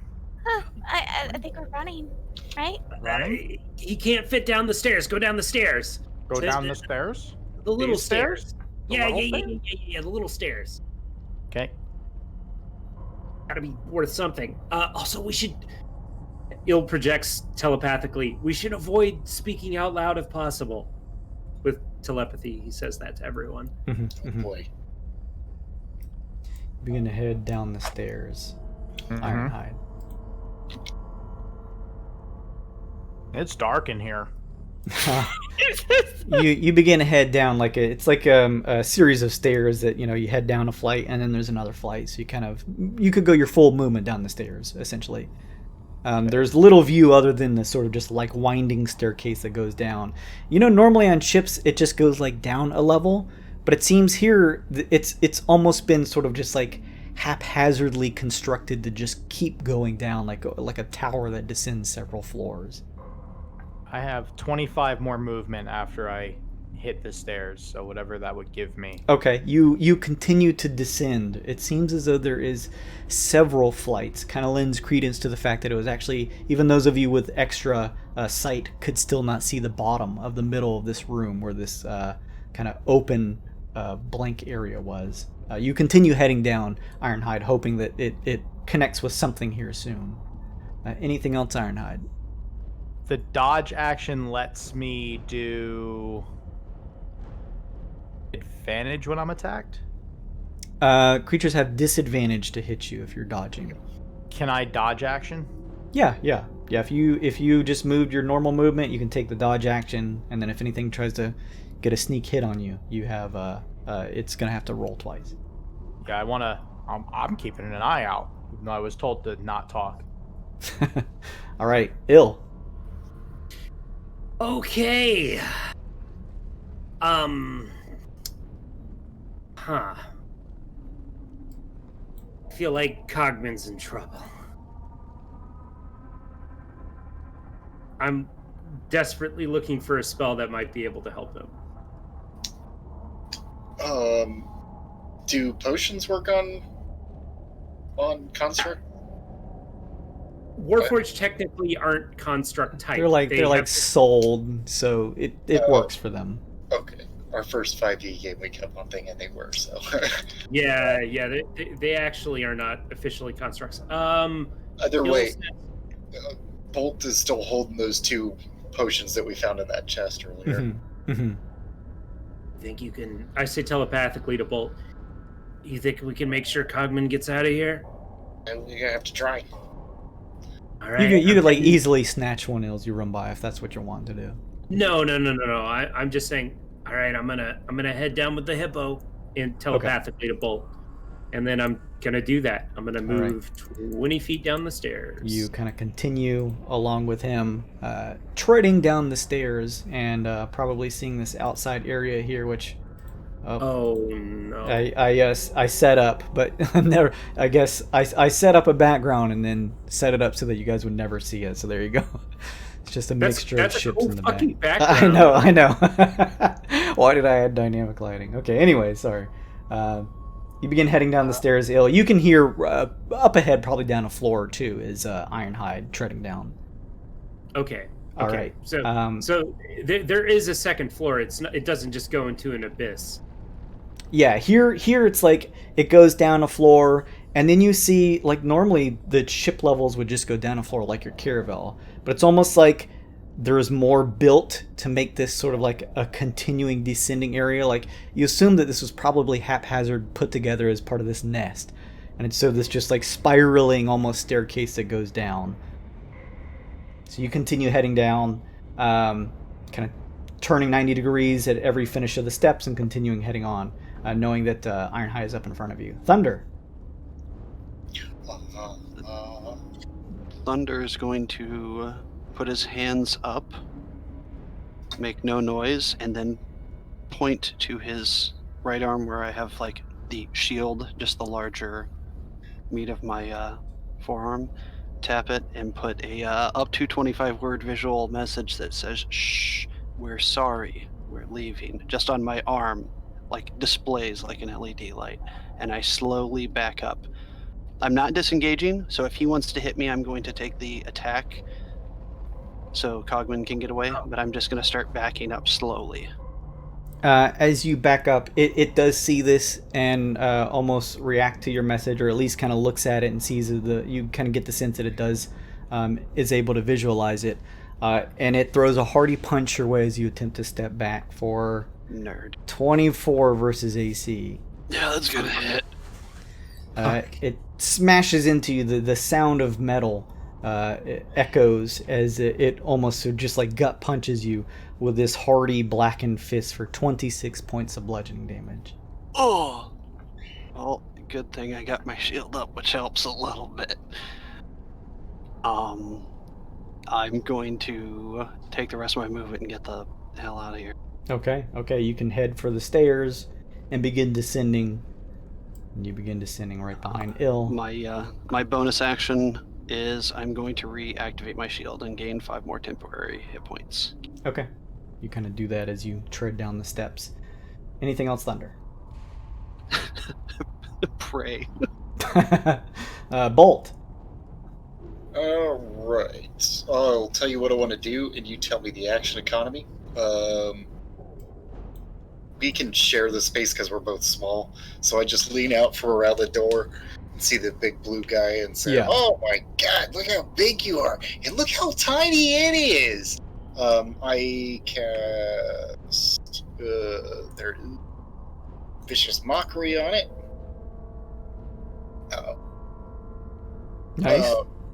And then I want to drop a potion at my feet for Cogman to find when he comes charging down the stairs, and I also move down the stairs. Is that a whiz save on the creature? Correct. Okay, it does save from that. It is. And you...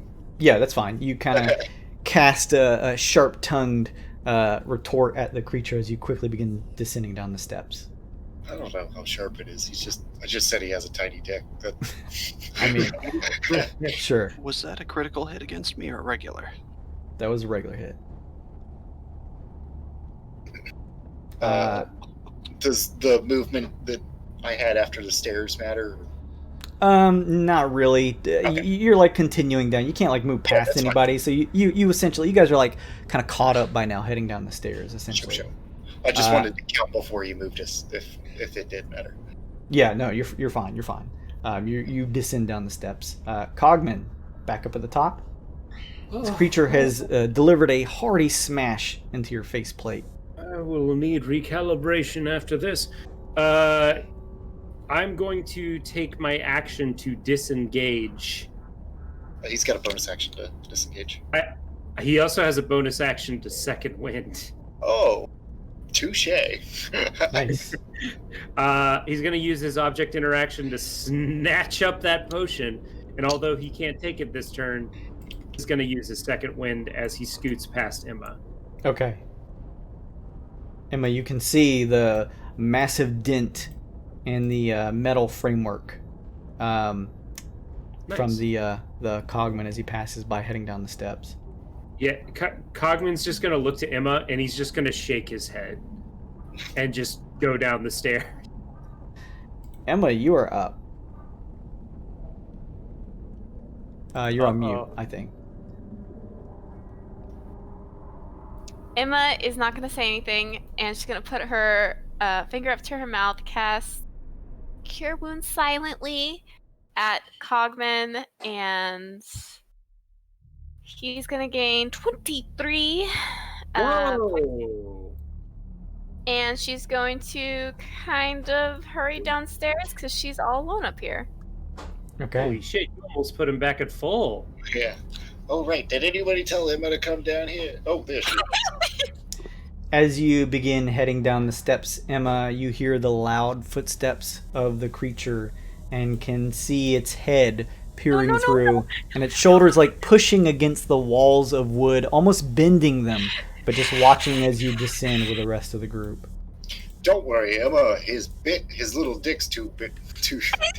Never mind. A bolt has a stroke. I can't do the landing now. Never mind. Go for it. Oh shit. A big dick. A bolt collapses and rolls down the stairs. He's like wheezing. That's like those gymnasts where you see them just running up to the springboard and the springboard fails and they just launch themselves into outer space.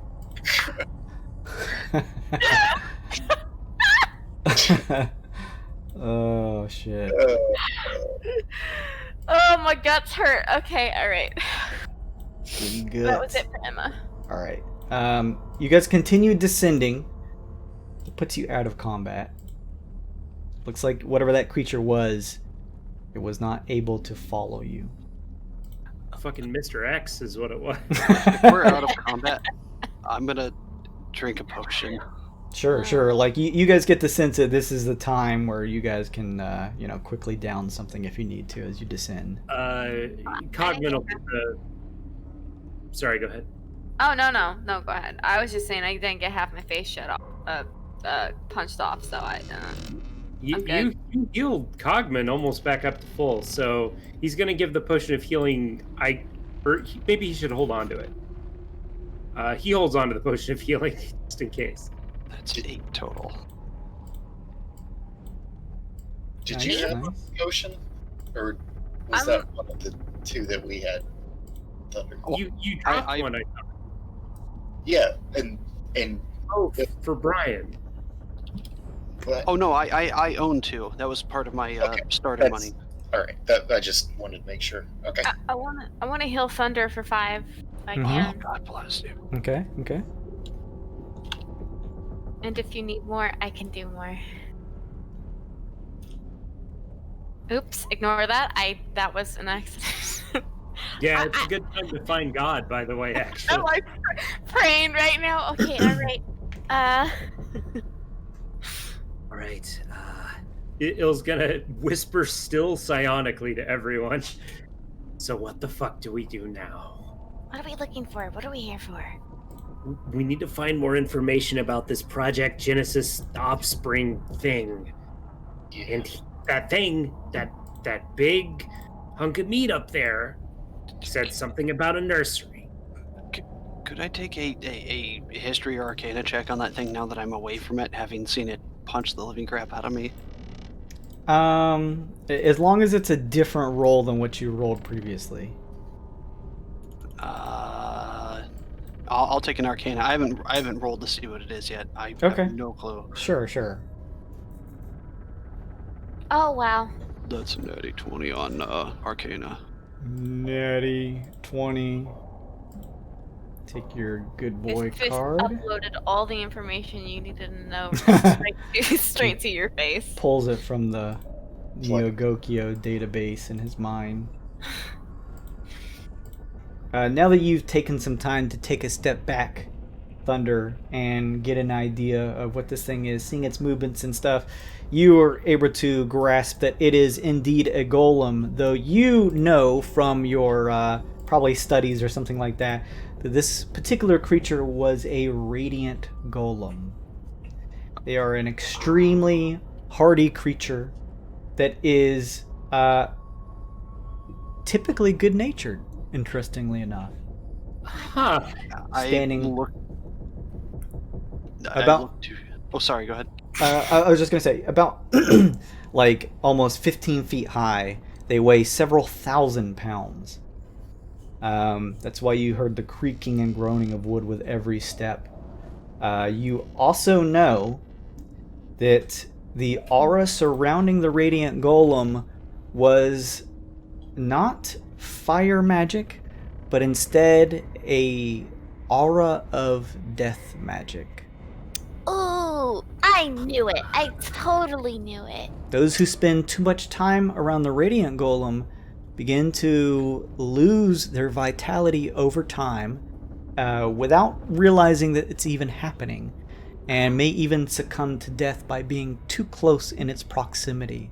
Though the Radiant Golem itself, as you were reading, never seems to acknowledge this or even believe any of it.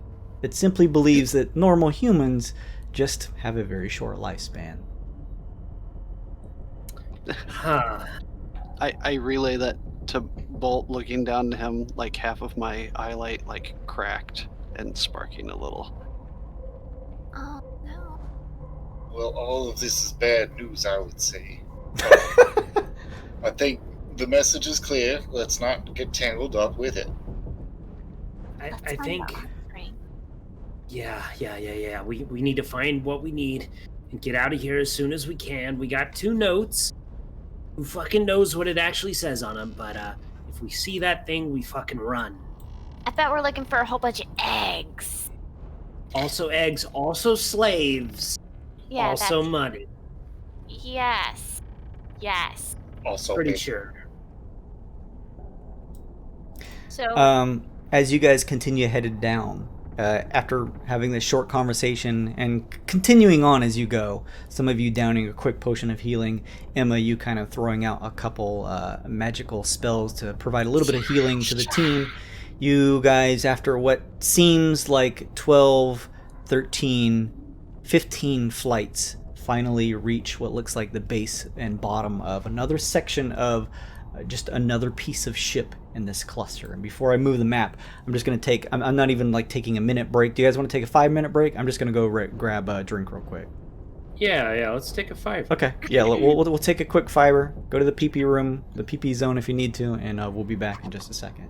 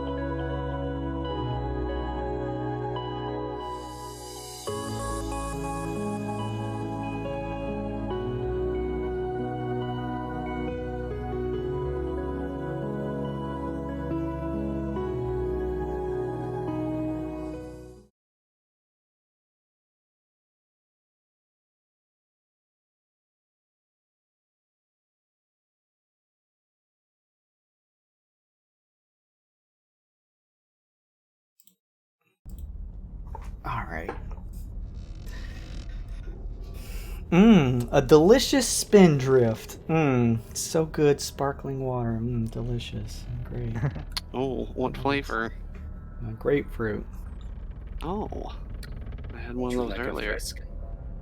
They said it's sparkling water and just literally one grapefruit squeezed into the can, and they're not wrong. That's exactly what it tastes like. They're not wrong. It's good stuff. Like canned water that was transported in the same truck as a bunch of grapefruit. I mean, yeah.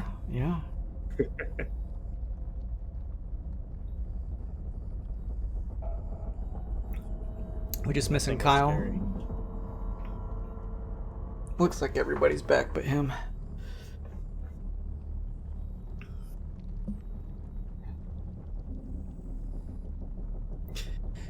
Sometimes you just gotta run away.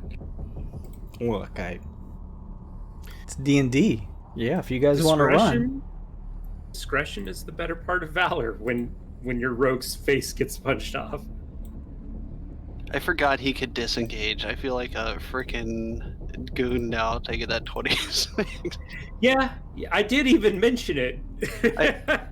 I just wanted to make sure he didn't get murder death in case it has like multiple. I don't.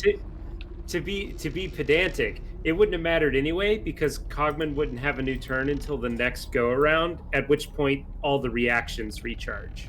Well, I knew he was going to go first. Like I said, I don't know what the hell that thing. I didn't know if he had like a reaction or some special ability. I mean, you said he was bloodied. I'm not gonna lie. I thought I was gonna have to carry him down the stairs. He did do quite literally. That would have killed me. 3/4 of Cogman's health in one shot. It would have done Exactsies on Ill. It would have put him from 100% right to 0. I have 43 max hit points with 5 temporary, almost always active. So at 48, he dealt 26 to me. That was more than half. That's why I was trying to make sure it wasn't a crit. Mm-hmm. Jesus. It's okay, guys. I'll just kite him with a big line of grease and hope he slips. Slide, you bitch. I have wind, which is a strength save, and I have erupt earth, which is. I think we need earth for that. I don't know. Yeah. I don't think we have anything that could deal with this guy. I think we got to get our intel and get the fuck out of here. I can use fireball. I can light the ships on fire. That'd be good in the nest if we get to it. Blaze of glory. Listen, I love Blaze of Glory. It's a great idea. Also, we don't know if our ship is repaired yet, and it is currently part of this flammable ball that we're on. Oh, yeah. No, I don't think our ship is repaired yet. It's split in half. I have Longstrider if that would help. That doesn't help unless you're going to push the ship. I mean, getting away from that thing. Oh, yeah. I have Expeditious Retreat for the same reason. Oh. I have inspiration that gives me extra movement. What's that?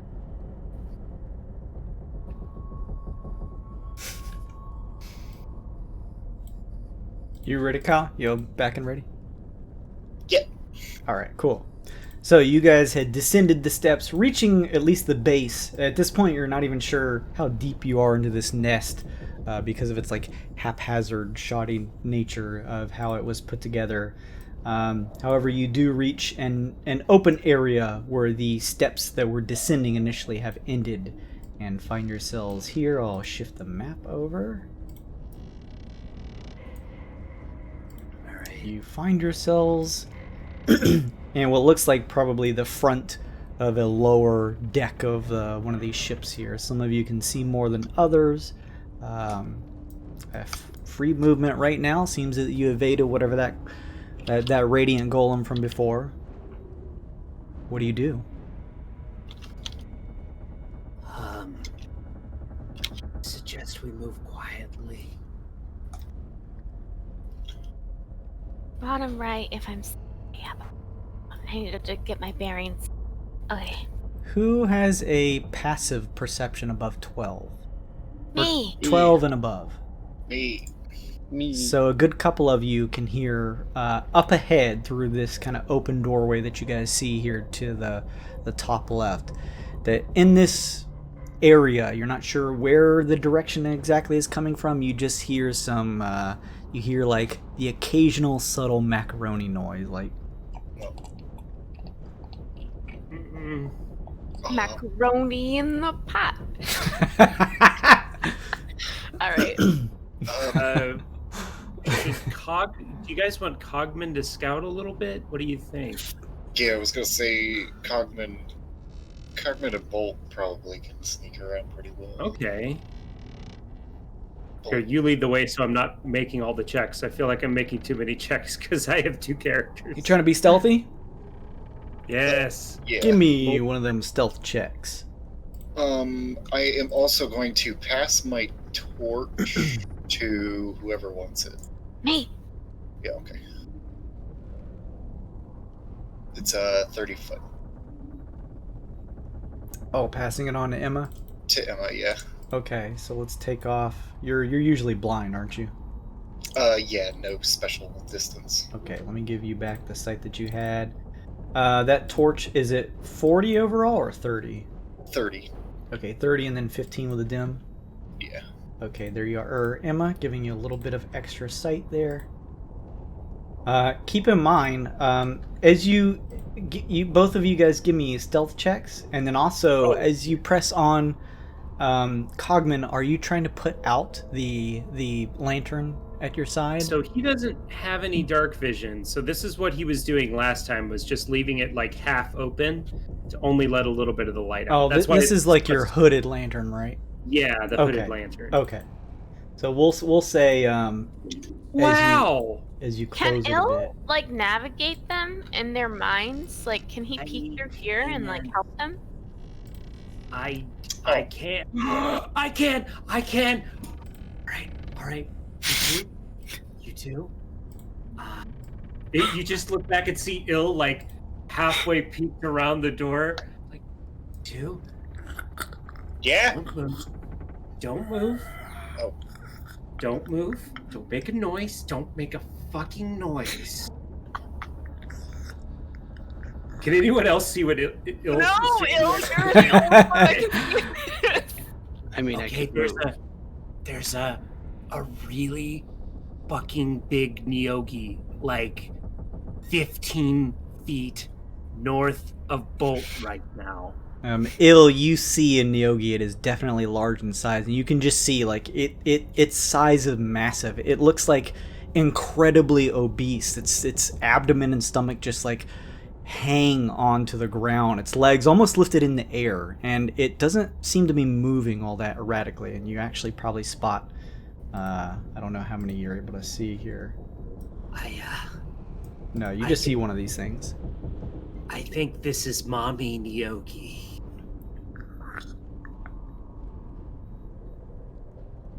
Makes more sense than what I was thinking. Okay, yeah. How do you want to handle this, guys? This is the room that we can see. This was at the bottom of the shaft. This room that we're looking into right now. The room that you guys were in previously, like back where Thunder is, that was like an open room where the stairs ended. So now you've kind of entered this new area here. You know, right. you're at the bottom of whatever stairs into this area. Right, not the stairs that we came down, but the big open pit that we tried. It's possible, although you Bolt wouldn't be able to see it from here. So you probably have to press on a little bit further to see if this was similar to the room that you were in previously.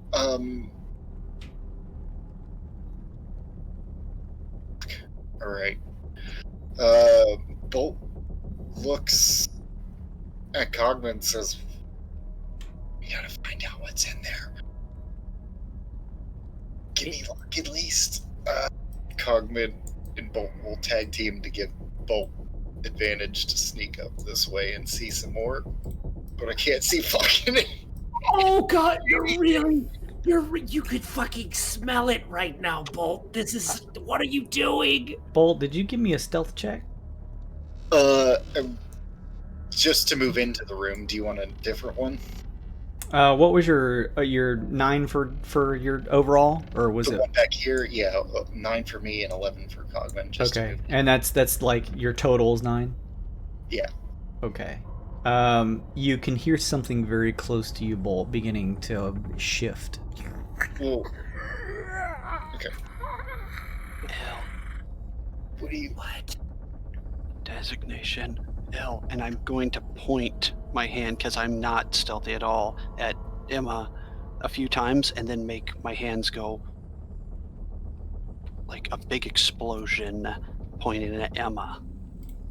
Oh fuck. You can also make out, standing right here, Bolt, despite being very difficult, like you can barely see your hand out in front of your face, but there does seem to be some type of, you have no idea what's in there, but there does seem to be an open doorway like directly south of you. You can just barely see the corner of the wall here that curves and then stops to give an open walkway.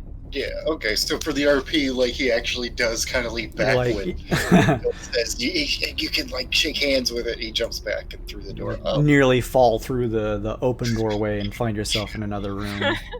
oh, I found something. You can see from here, just barely make out as you kind of press your hands around that you can make out now this kind of shelf with a couple different what look like parchments of notes and stuff scattered about. Get fucking thing in here. I guess I want to look. I found all these papers. I'm gonna try and find like a matching memo note to the ones that we already have. See if there's one in there. Sure. Give me an investigation check. This is like your search action.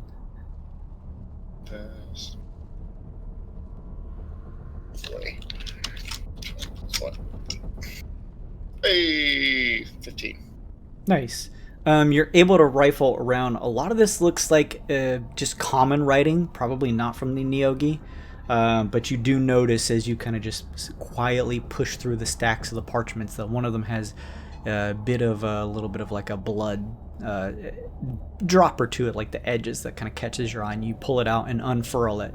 And similar to the others, this one seems to be written, because I will say that you guys, as you found these, showed them to the others, that this one seems to be written in the Neogi language and has a bit more prominence to the lettering to it, giving you an idea that it may have some import to it.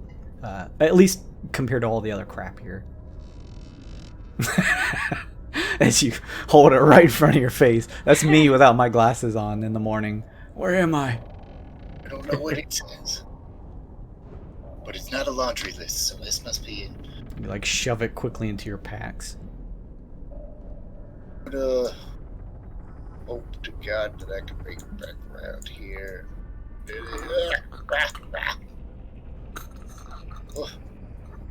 Cogman hasn't moved. Found, Frozen in fear. I found some more paper. No, if we want to find some more, or we want to call this well enough done. I mean, we've all seen it, right? You all seen it. I seen it. You seen it. I didn't see anything. I'm being quiet. Come on, Pops. Bad luck to leave a job half done, wouldn't you say? Well, I mean, I don't know what done is on this job, but I would say my pants say that we've done it. So are we gonna back to the spider ship and see if, are we done here? Bolt considers for a second while out of character we all take a vote on what we do. Oh yeah, that sounds good. Bolt says that we bail, and I guess Ill says we keep on. Well, Yeah. there's a top layer that we haven't seen yet. I mean, obviously we know that she's breeding a brood of sorts. Yeah. We've not made any confirmation that they're slavers yet. But There's we gotta haven't at the top. Gotta be a captain's quarters, right? Yeah. Captain, might I suggest I'll follow your lead, but we do need someone else alive to be able to pilot the ship out of here. Yeah. Well, yeah. What's the suggestion? To leave. Okay.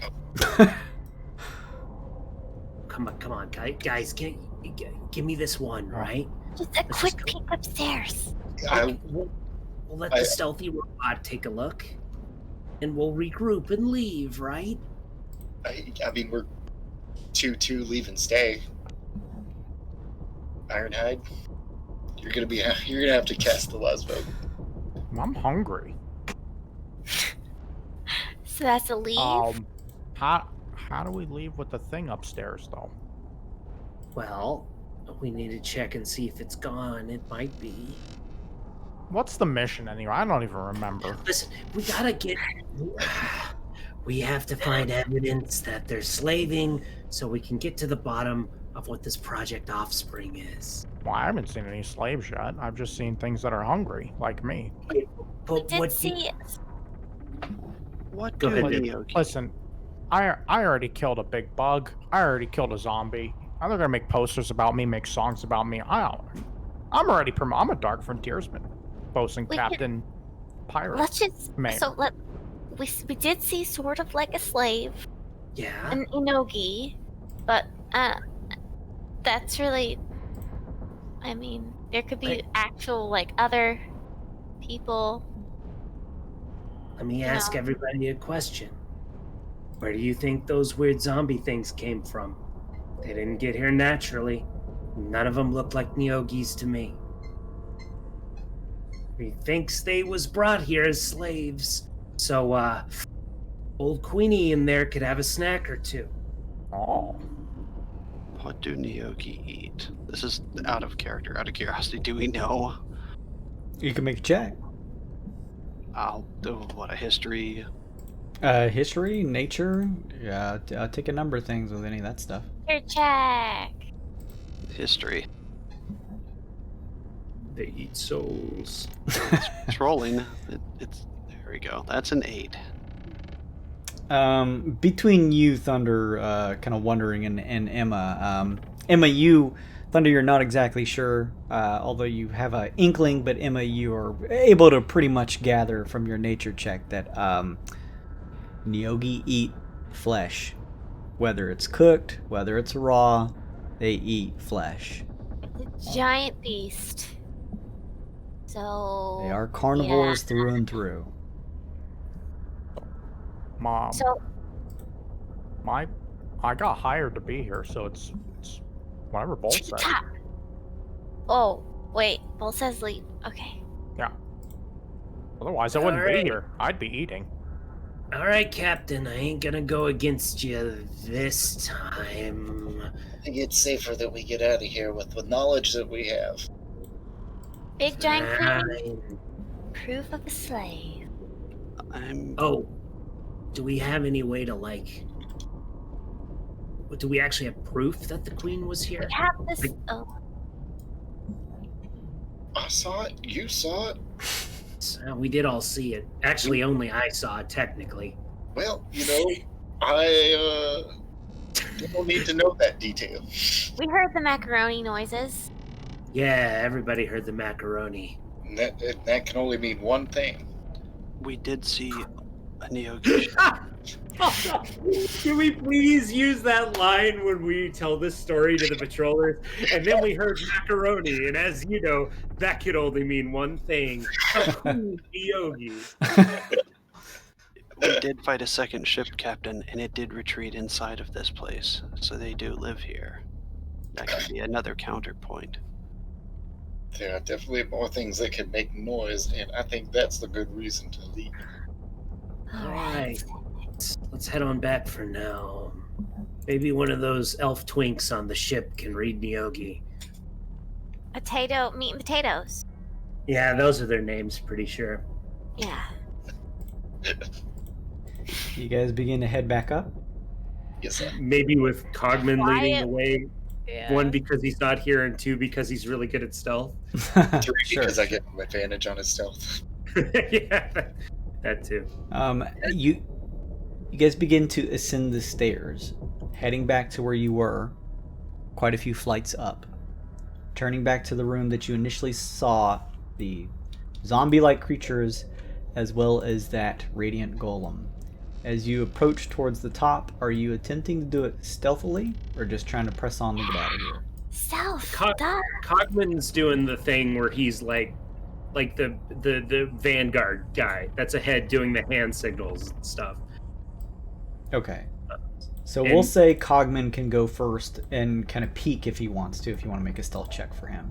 Yeah. Okay. And you said you're giving him advantage, Bull? Nope. I'm trained, so I'll give him advantage with my help action. Oh, cool. And it's a good thing you did, sir. That's a 25 on Still stealth. 25, yeah. Nice. Let me see here. I'm going to move the map then. You find yourself at the top of the stairs, Cogman. It is quiet up here now, at the previous floor you were on before. You can see next to you that this set of stairs that leads up is actually, like, it leads up to a open area, but as you peek in, you can notice that it whatever this area was, it is broken down by a large amount of wooden debris. It doesn't look like it's very accessible to keep going up. All right. Ill feels fine about leaving now then. Okay. Nice. He's going to very cautiously peek around. I'm just peeking, but I have to move my whole token. Sure. Oh, for fuck's sake, he doesn't have dark vision. Oh, fuck me. Am I going to have to go up there next? Yes, I'll give you guidance. You can do it. Thank you. And I can give you advantage on stealth too, right? You don't have to be trained, just me. It's up to Jason.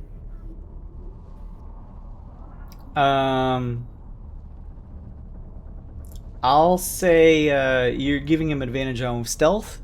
It's a weird one because we're doing stealth, but yeah, you can give the help action on stuff that you're trained in. Here's I'll allow it, but I'll say this: you have to travel along with him. Okay. But that will allow him to roll one at advantage. Okay, you guys can just use both. All right. I have guidance. I have advantage. What's the worst that could happen? Look at him! Okay, well, it's not terrible. And then I'll take my D4 from guidance. Nice. That's a 19. So nice. I will also peek. Okay. All right. Is that a good cast? He's standing right below the hatch that we need to climb up to get out of here. What if we get to a distraction? Ooh. I have a distraction. You're the expert at distractions. I pull something out of my pocket and hold it up to everybody. Inside of my pouch, I had spent 25 of my gold to use one of my features to create a small little toy that beeps and makes noises. It can move 5 feet per round. Okay. And I point. Awesome. I point to the ground, and I can imbue it with the same Artificer thing to make it have a loud noise as it chugs along. Oh. I relay that to them. Fine. Does it count as a magical item? Let me double check.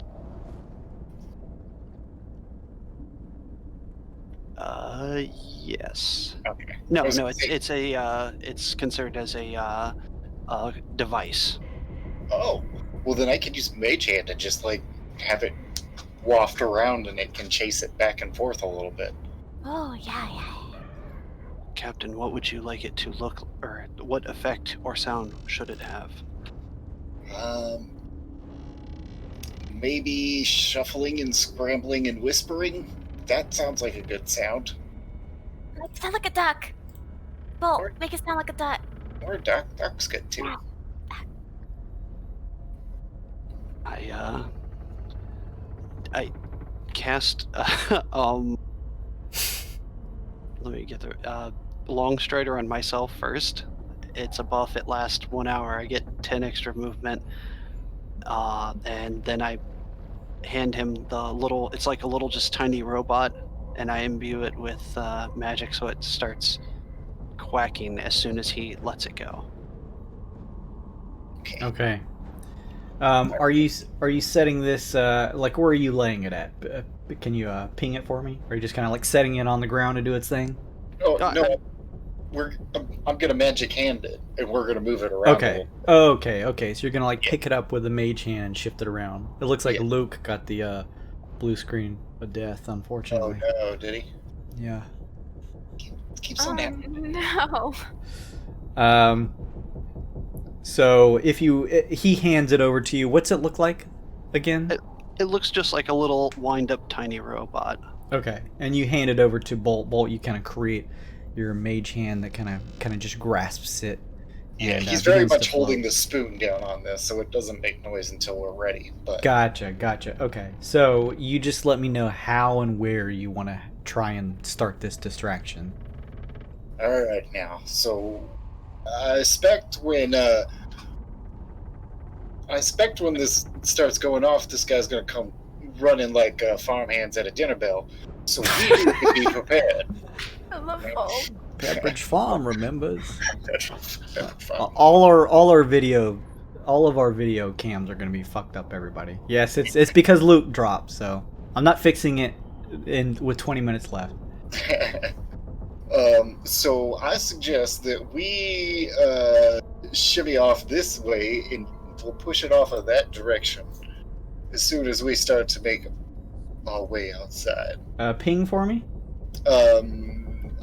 Which side is the hatch on? Because that is the direction I would like us to go. The hatch area is like pretty much the right where the creature is standing. I mean, I can't see it. So relative to us, it's on the left side or the right side? I mean, pretty much like you would remember coming down and kind of orienting yourself. It's like straight north. Straight ahead? Okay. Yeah. I will say... I'll say that we should... Fuck. Okay, so here's my thinking. Is that we have more cover on the left side. But also, it would be a good place to hide this little chirping object to have him search for it. Imagine it as a, like, 6-inch version of Thunder. Yeah. It's got 5 AC and 1 HP. Oh, actually, this is a hallway. This keeps going for a while, right? It does look like it continues on down for a couple feet. You're not sure exactly how far yourself, but it does seem to go on down. Alright, so here is the plan. We will exit stage left here and chase up this direction as I try to get it to follow the chirping sound from this area through here and then down through that hallway. And however much of it actually participates in, I guess, is another question. Sound good? Yes. Y'all... It's terrifying. Yes, yes. Yes. I'll follow your lead. Now, y'all keep together and move quickly. I hope that this works. And he just... He doesn't give it a beat after he says, I hope this works, and just throws the little chirpy device out here. And then Out here? Yeah, and then after it starts emitting the noise, I'll actually cast Mage Hand to pick it up, so that now I can... Okay, let's see here. Cogman says, I will lead the reconnaissance forward. Do one of these. Hang on just a second. I'm just gonna say it's like a little baby version of this here. Okay, so you toss it out. Did we decide duck noise or just beeping noise? And It sounds like me, but like just like him running around and like smacking his chest, and then it just starts loud quacking. Angry duck, just furious. Permission to Designation. kill, sir. Designation. Wah, wah. Yes, that's Wah. fine. Cogman peers out from the side and can't see far. We'll say Ill peers out from the corner, and you all hear the heavy footsteps that slowly begin to shift this way. Alright. So Ill can see, he'll relay to you guys that he can see that the creature is staring at the thing that you threw and puts a large black hand up to his face and puts a single finger up to his lips as he begins to continue walking towards it. Alright, so I'm gonna make it, like, move away from it, like, but then run in circles, like, looping back towards it to make that path. So it makes that path really slowly and repetitively. As soon as it starts making what I would call halfway down this path, I'm going to tell everybody to start filing out the other direction. It's about halfway. It's like probably about 10 feet away from the object. Great God, break out of here like a bunch of cows when the barn door's gone. I have disadvantage on stealth, so that's I'm a cow at the moment. That's alright, you're moving with me. I'm going to use my action to help you move.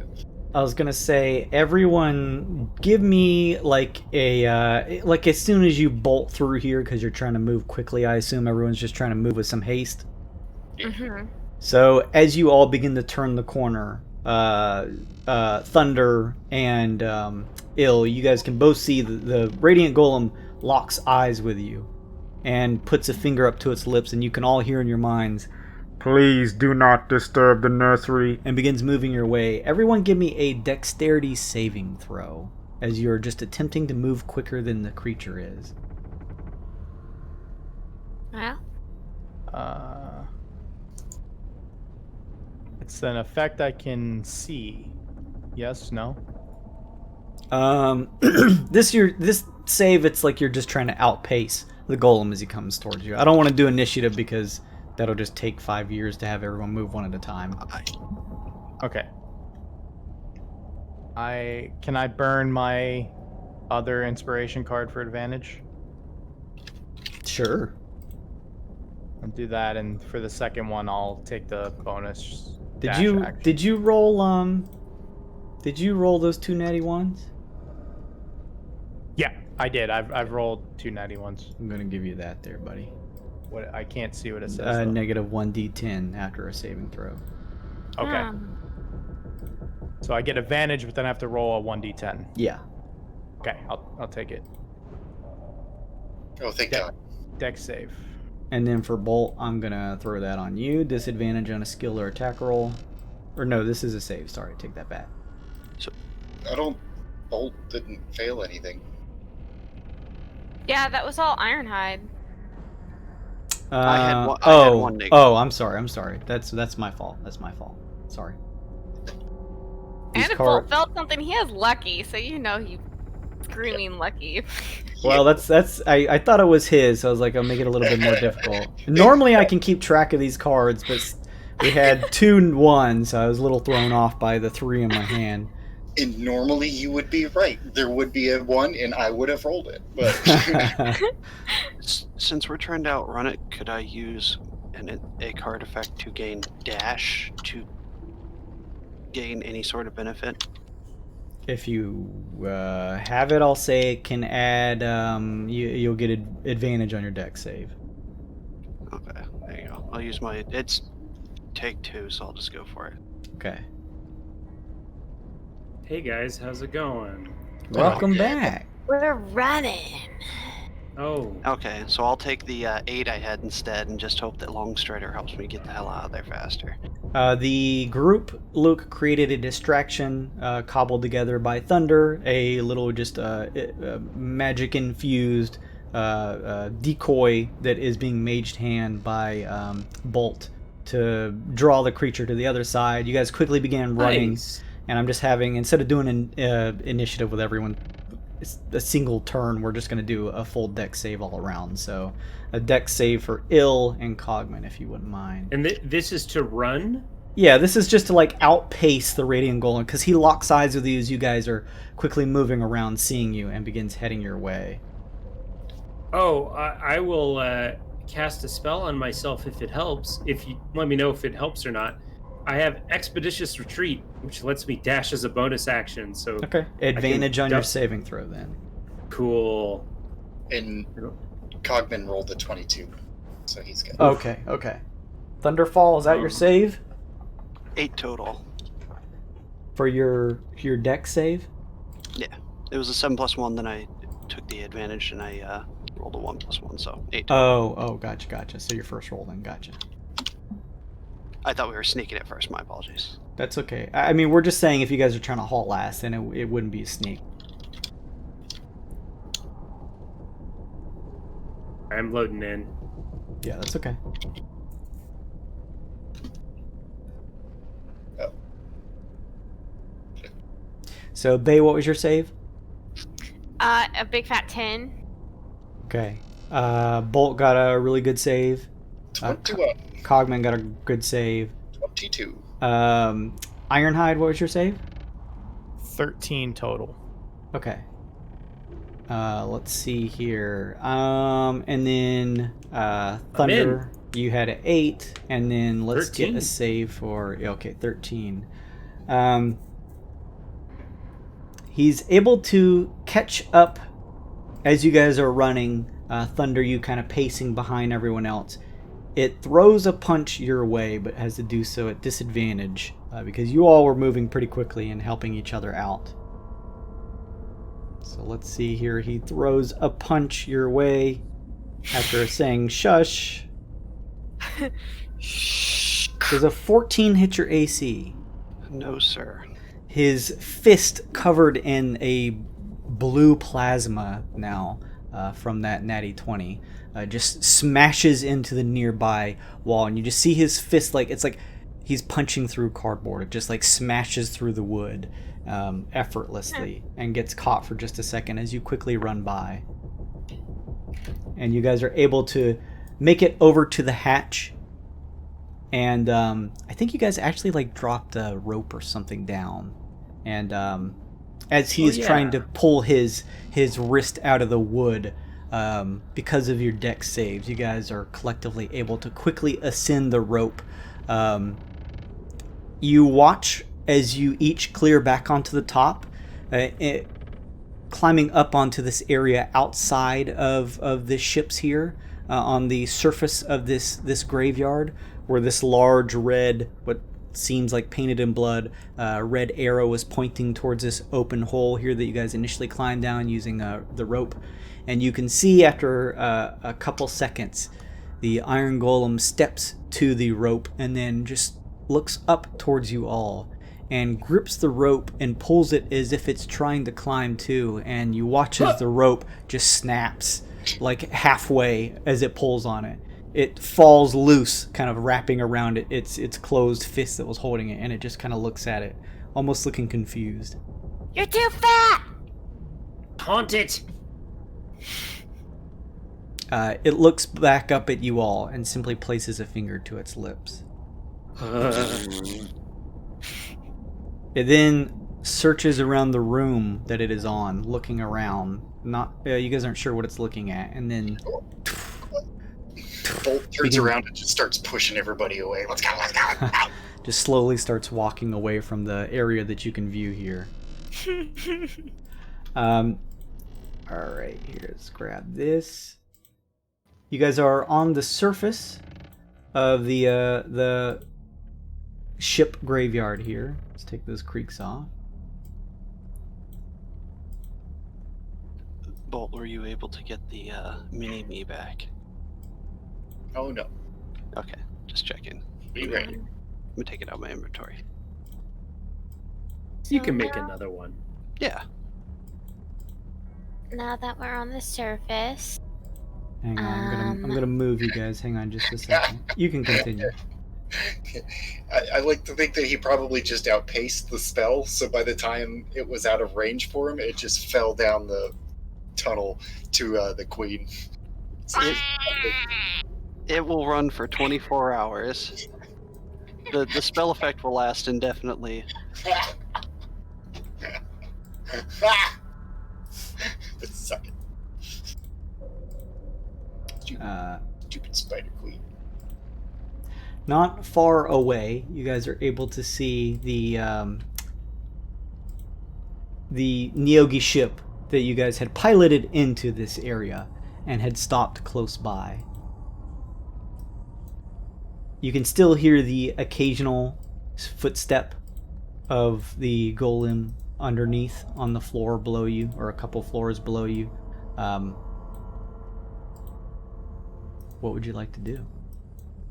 Okay, so go ahead, Emma. Now, what's your plan, Ill? I don't have a plan anymore. What do we have? Do you guys think we have what we need? Can we like fucking bail here or what? Yeah. Yeah, I mean, Jason, did it look like there were like other areas to explore, or like was that the most like obvious sort of entrance into this place? This place seems vast, and it looks like if you guys wanted to, you could probably spend multiple days checking this place out. However, using the Nyogi ship as you guys entered this area, the only place of any sort of import that stood out to you was the large arrow pointed to this spot here. So it's likely that you could continue exploring, but you just don't know how fruitful it will be. Yeah, what do you say, Pops? We good? I think we're escaping with the best treasure that we ever had, our lives. Yeah, it's Fair pretty enough.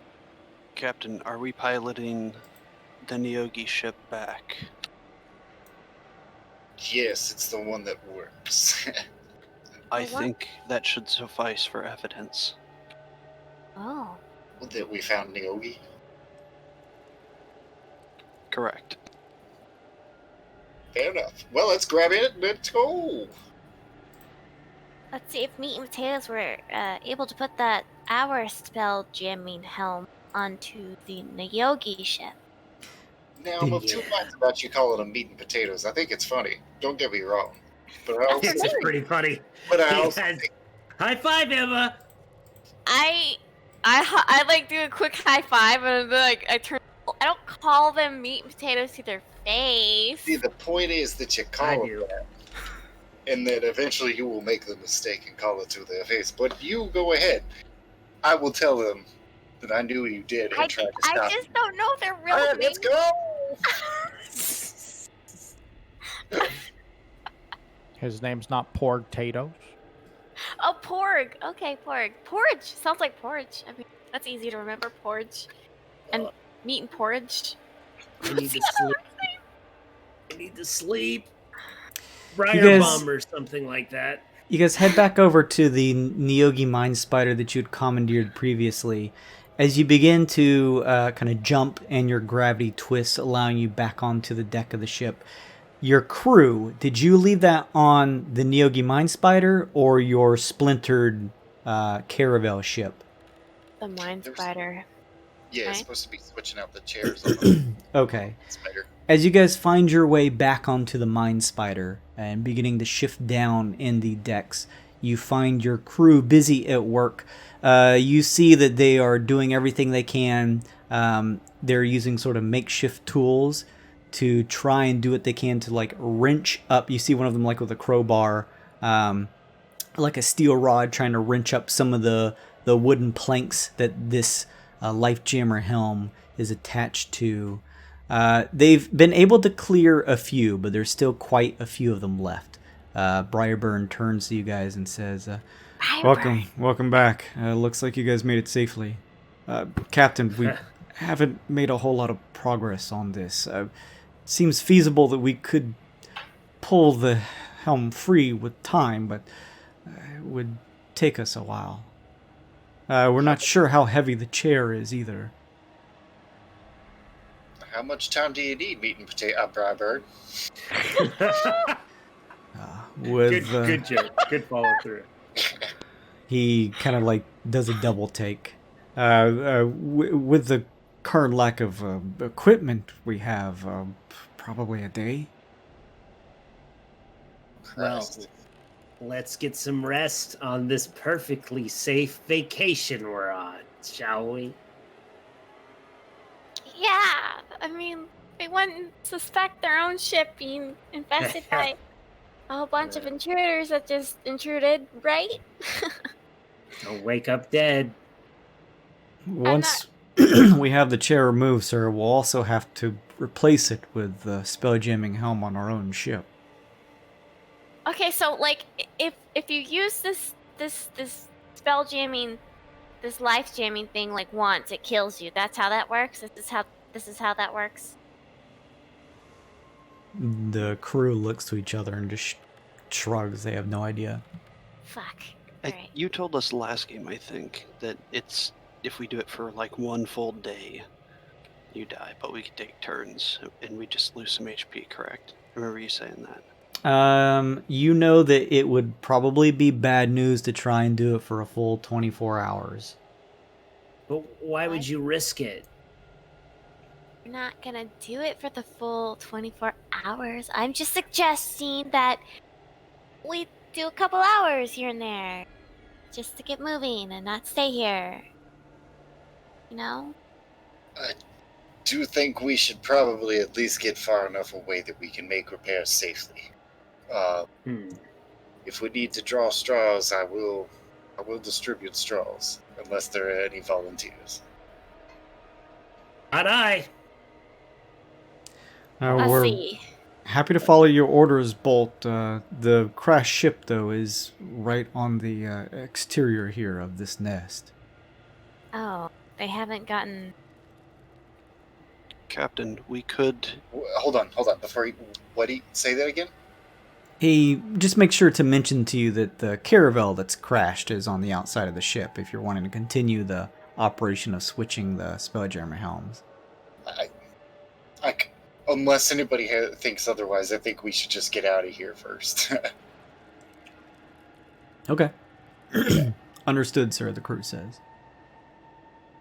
Maybe we just get our stuff off of the caravel. Predator, sorry.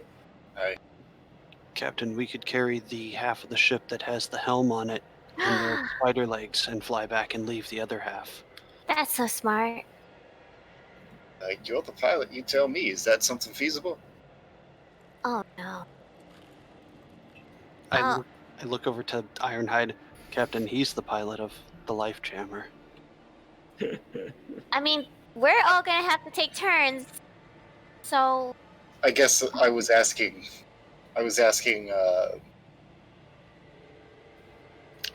Thunder, but...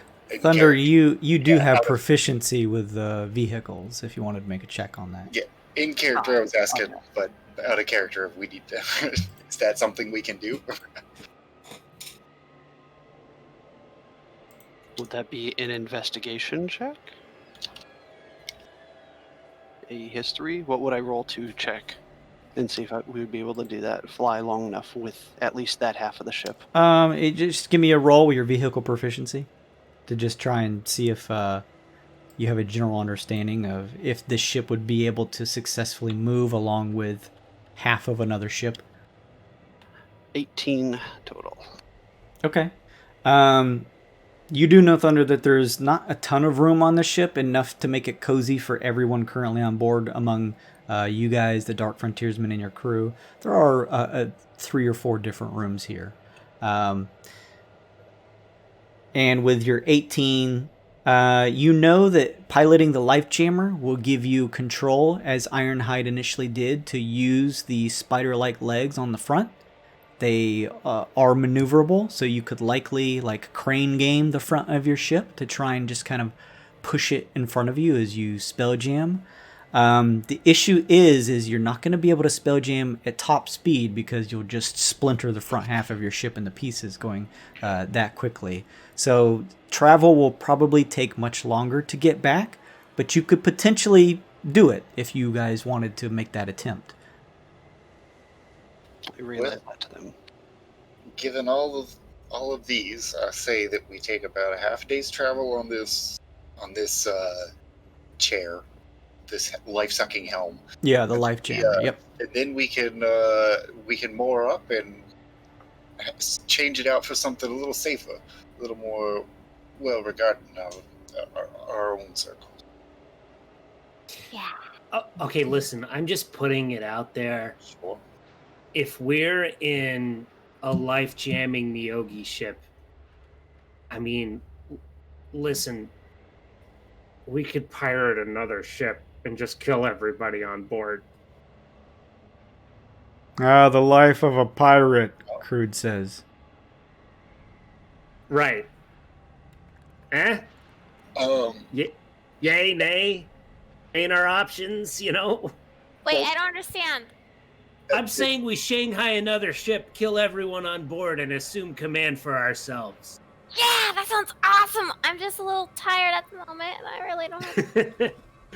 I mean, make sure you know what I'm saying. I'm saying it doesn't even have to be another Neogi ship. I think the second we come across a ship that looks vulnerable, we just take it.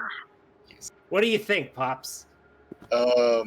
He has this biggest, absolutely plastered-on smile, but no, he doesn't mean this when he says, "Yeah, well, supposing we run into one that meets all of our specifications, I suppose we can give it a go." Oh. Woo! We're pirates! Ah! Captain, doesn't that breach patroller protocol to Whoa, protect? We're not patrollers, Thunder. We're not patrollers. Yeah, we're specters or whatever we're actually called. We're Dark Frontiersmen. Dark Frontiersmen. We're pirates. We could do whatever the fuck. Oh, sorry. Dark Frontiersmen is the name of our pirate crew. We could do whatever the fuck we want. We don't gotta answer to nobody, and we'll never suffer any repercussions. No guidelines. We just got a sniff of power and we corrupt ourselves. Like, Jesus. No, that's just ill. Ill was already evil.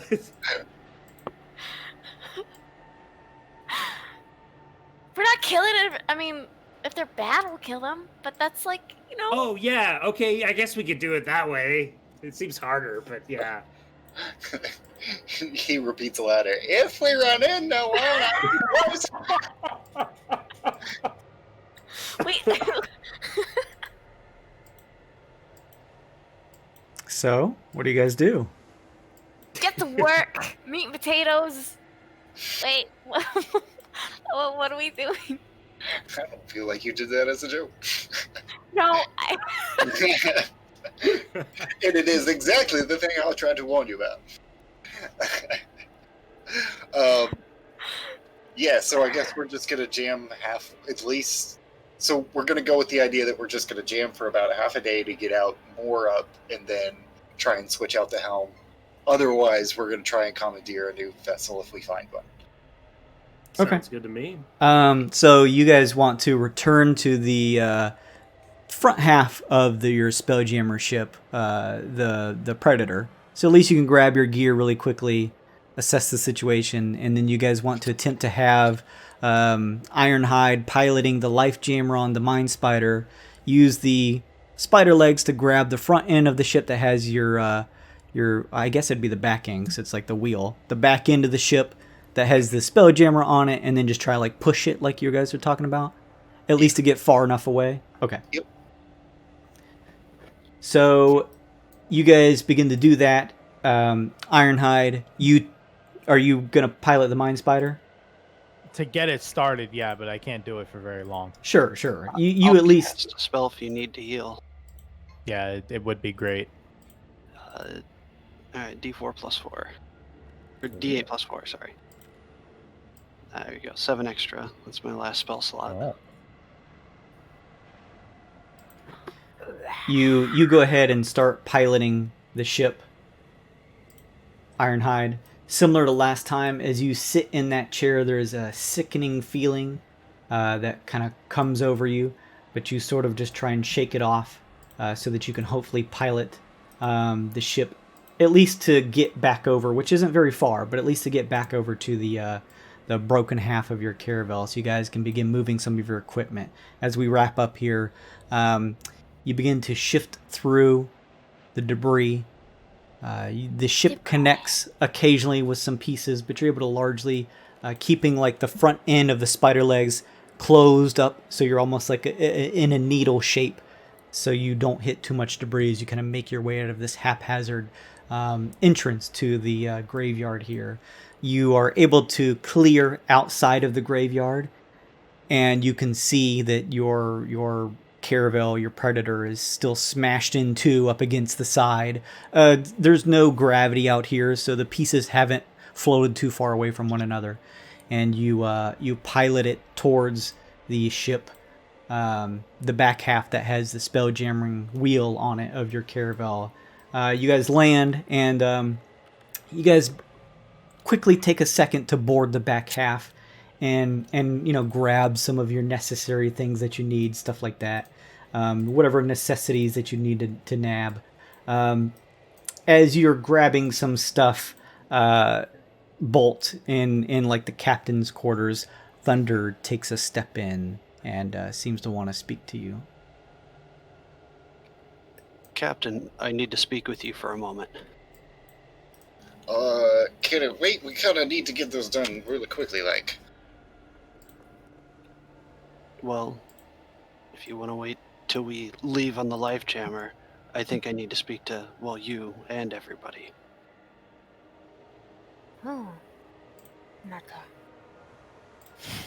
I left it to your choice. If it needs to wait, then. Yeah, it's up to you, Thunder. I can do it on the other ship as we leave. All right. So you guys gather your things, head back to the mindspider. Doesn't seem to be any trouble going on outside currently. You don't see any other, as you guys look outside the portholes of the mindspider, you don't see any other patrolling mindspiders yet. And Ironhide, give me give me some type of check, like a piloting check, to see if you can grab the front end of the ship here, the back half of your predator ship. Give me a no. You're using like the spider legs to grab the back half of your predator ship that has your spelljamming wheel on it. Survival. Survival. I'm gonna say you don't have training in vehicles. I have training in land vehicles. Oh, good then. Yeah, give me that check then. That counts. 19. Nice. You are able to pretty adeptly, despite having this kind of sickening feeling inside of you, working with this life jammer chair, in a claw-like manner, kind of pinch around the sides of the back half of your ship and slowly twist, and you guys can begin to move away from this area along with your ship. Again, not too fast, and it doesn't look like you'll be able to spell jam at near the speeds you normally would. But you're able to at least actually move away from this area in the mindspider with the back half of your ship that has a spelljammer on it in its spidely claws. And as you guys begin to head that way, did you want to do anything, Thunder? As we kind of wrap up here? Tap Bolt on the shoulder. Oh, Say, Captain. Yeah. You want me to round everybody up? Sure. Everybody, or just... The necessity. Please let Ironhide continue. Officers report to the officers report. Officers, I'm the captain, mayor, bosun, pirate. Lord, I don't have to go. That includes you. Oh, does the cook count? Okay, cool. Emma would like fucking zoomies up there from where she's at. on fucking all fours.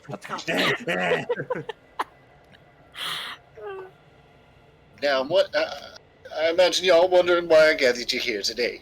To be honest with you, I am wondering as well. Let's all have a seat. Oh. Thunder, the floor is yours. You want to pillage and plunder another ship. I thought our directive was to protect. Listen, okay, but who are we protecting? Huh? You ever ask yourself that? Only to bad guys. We only pillage and plunder to bad guys. It's adventurous. Fine. Listen, I don't want to ruffle any feathers or hair follicles, whatever you all have. I ain't gonna twist your arm on this. Just trying to be pragmatic, let's say. Thunder's gonna pound his chest a few times, and the plates are gonna start to like slide open. Ooh. Oh, you're coming apart there. Watch out.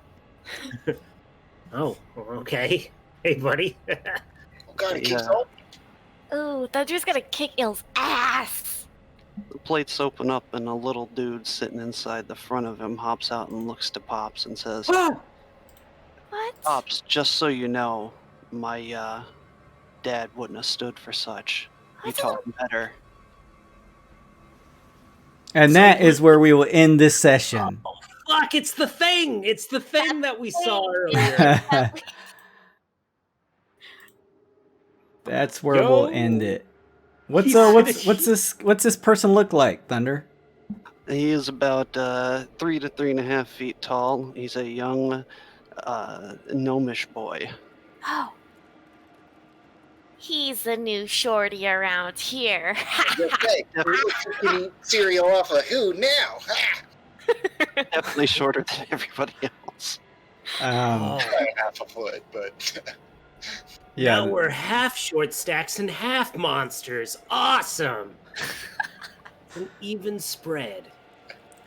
that's a good place to end this session. We can role play at the beginning of the next one as Thunder reveals his partial organic insides to actually be a gnome boy. Oh my goodness.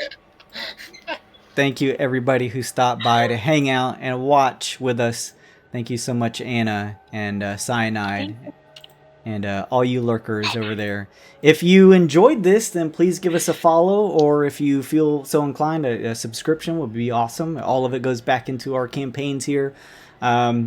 Keep in mind that we have Twitch channel points, so even if you guys aren't interacting, if you're just trying to lurk and hang out and watch, you're building up points that you can use to buy fun stuff like Anna did at the beginning. You guys can buy all kinds of cool things like inspiration, stuff like that. Take a look at all the stuff in the bottom left of the chat. You could name an NPC if you wanted to. A lot of stuff there. Also, for updates, always keep an eye out on my Twitter, and all of my social handles are GAWD_mode. And check that out. We have a Twitter, Instagram, Facebook, so take a look at all those things for updates on when I may do stuff like giveaways and all kinds of cool stuff there. Give that a follow. I stream outside of when we play D&D, so if you enjoy just kind of other RPG-related content, give the channel a follow. I'd really appreciate it. Yeah, in the meantime, we're going to be back next week for more as we figure out what's going on here with Thunder and this little gnome boy inside of him. So I appreciate everyone for stopping by. We're going to be back next week, I think. Kevin's going to be back next week finally, right? sure do. Okay, I hope so. am I going to have a full party next week? Is that right? Yeah. That'd be nice. All right. I'll never tell. Okay, so I don't know. we'll have to see if Koi Kyle's going to be here or not. I've had too much beer and pizza. I'm sorry. Otherwise, yeah, thank you. We're going to be back next week. We play every Friday at 9 p.m. Eastern Time or 6 p.m. Pacific, wherever you're located. So come hang out and interact. We really appreciate it. Goodbye, everybody. Have a great weekend. We'll see you next week. Bye. Bye. Bye.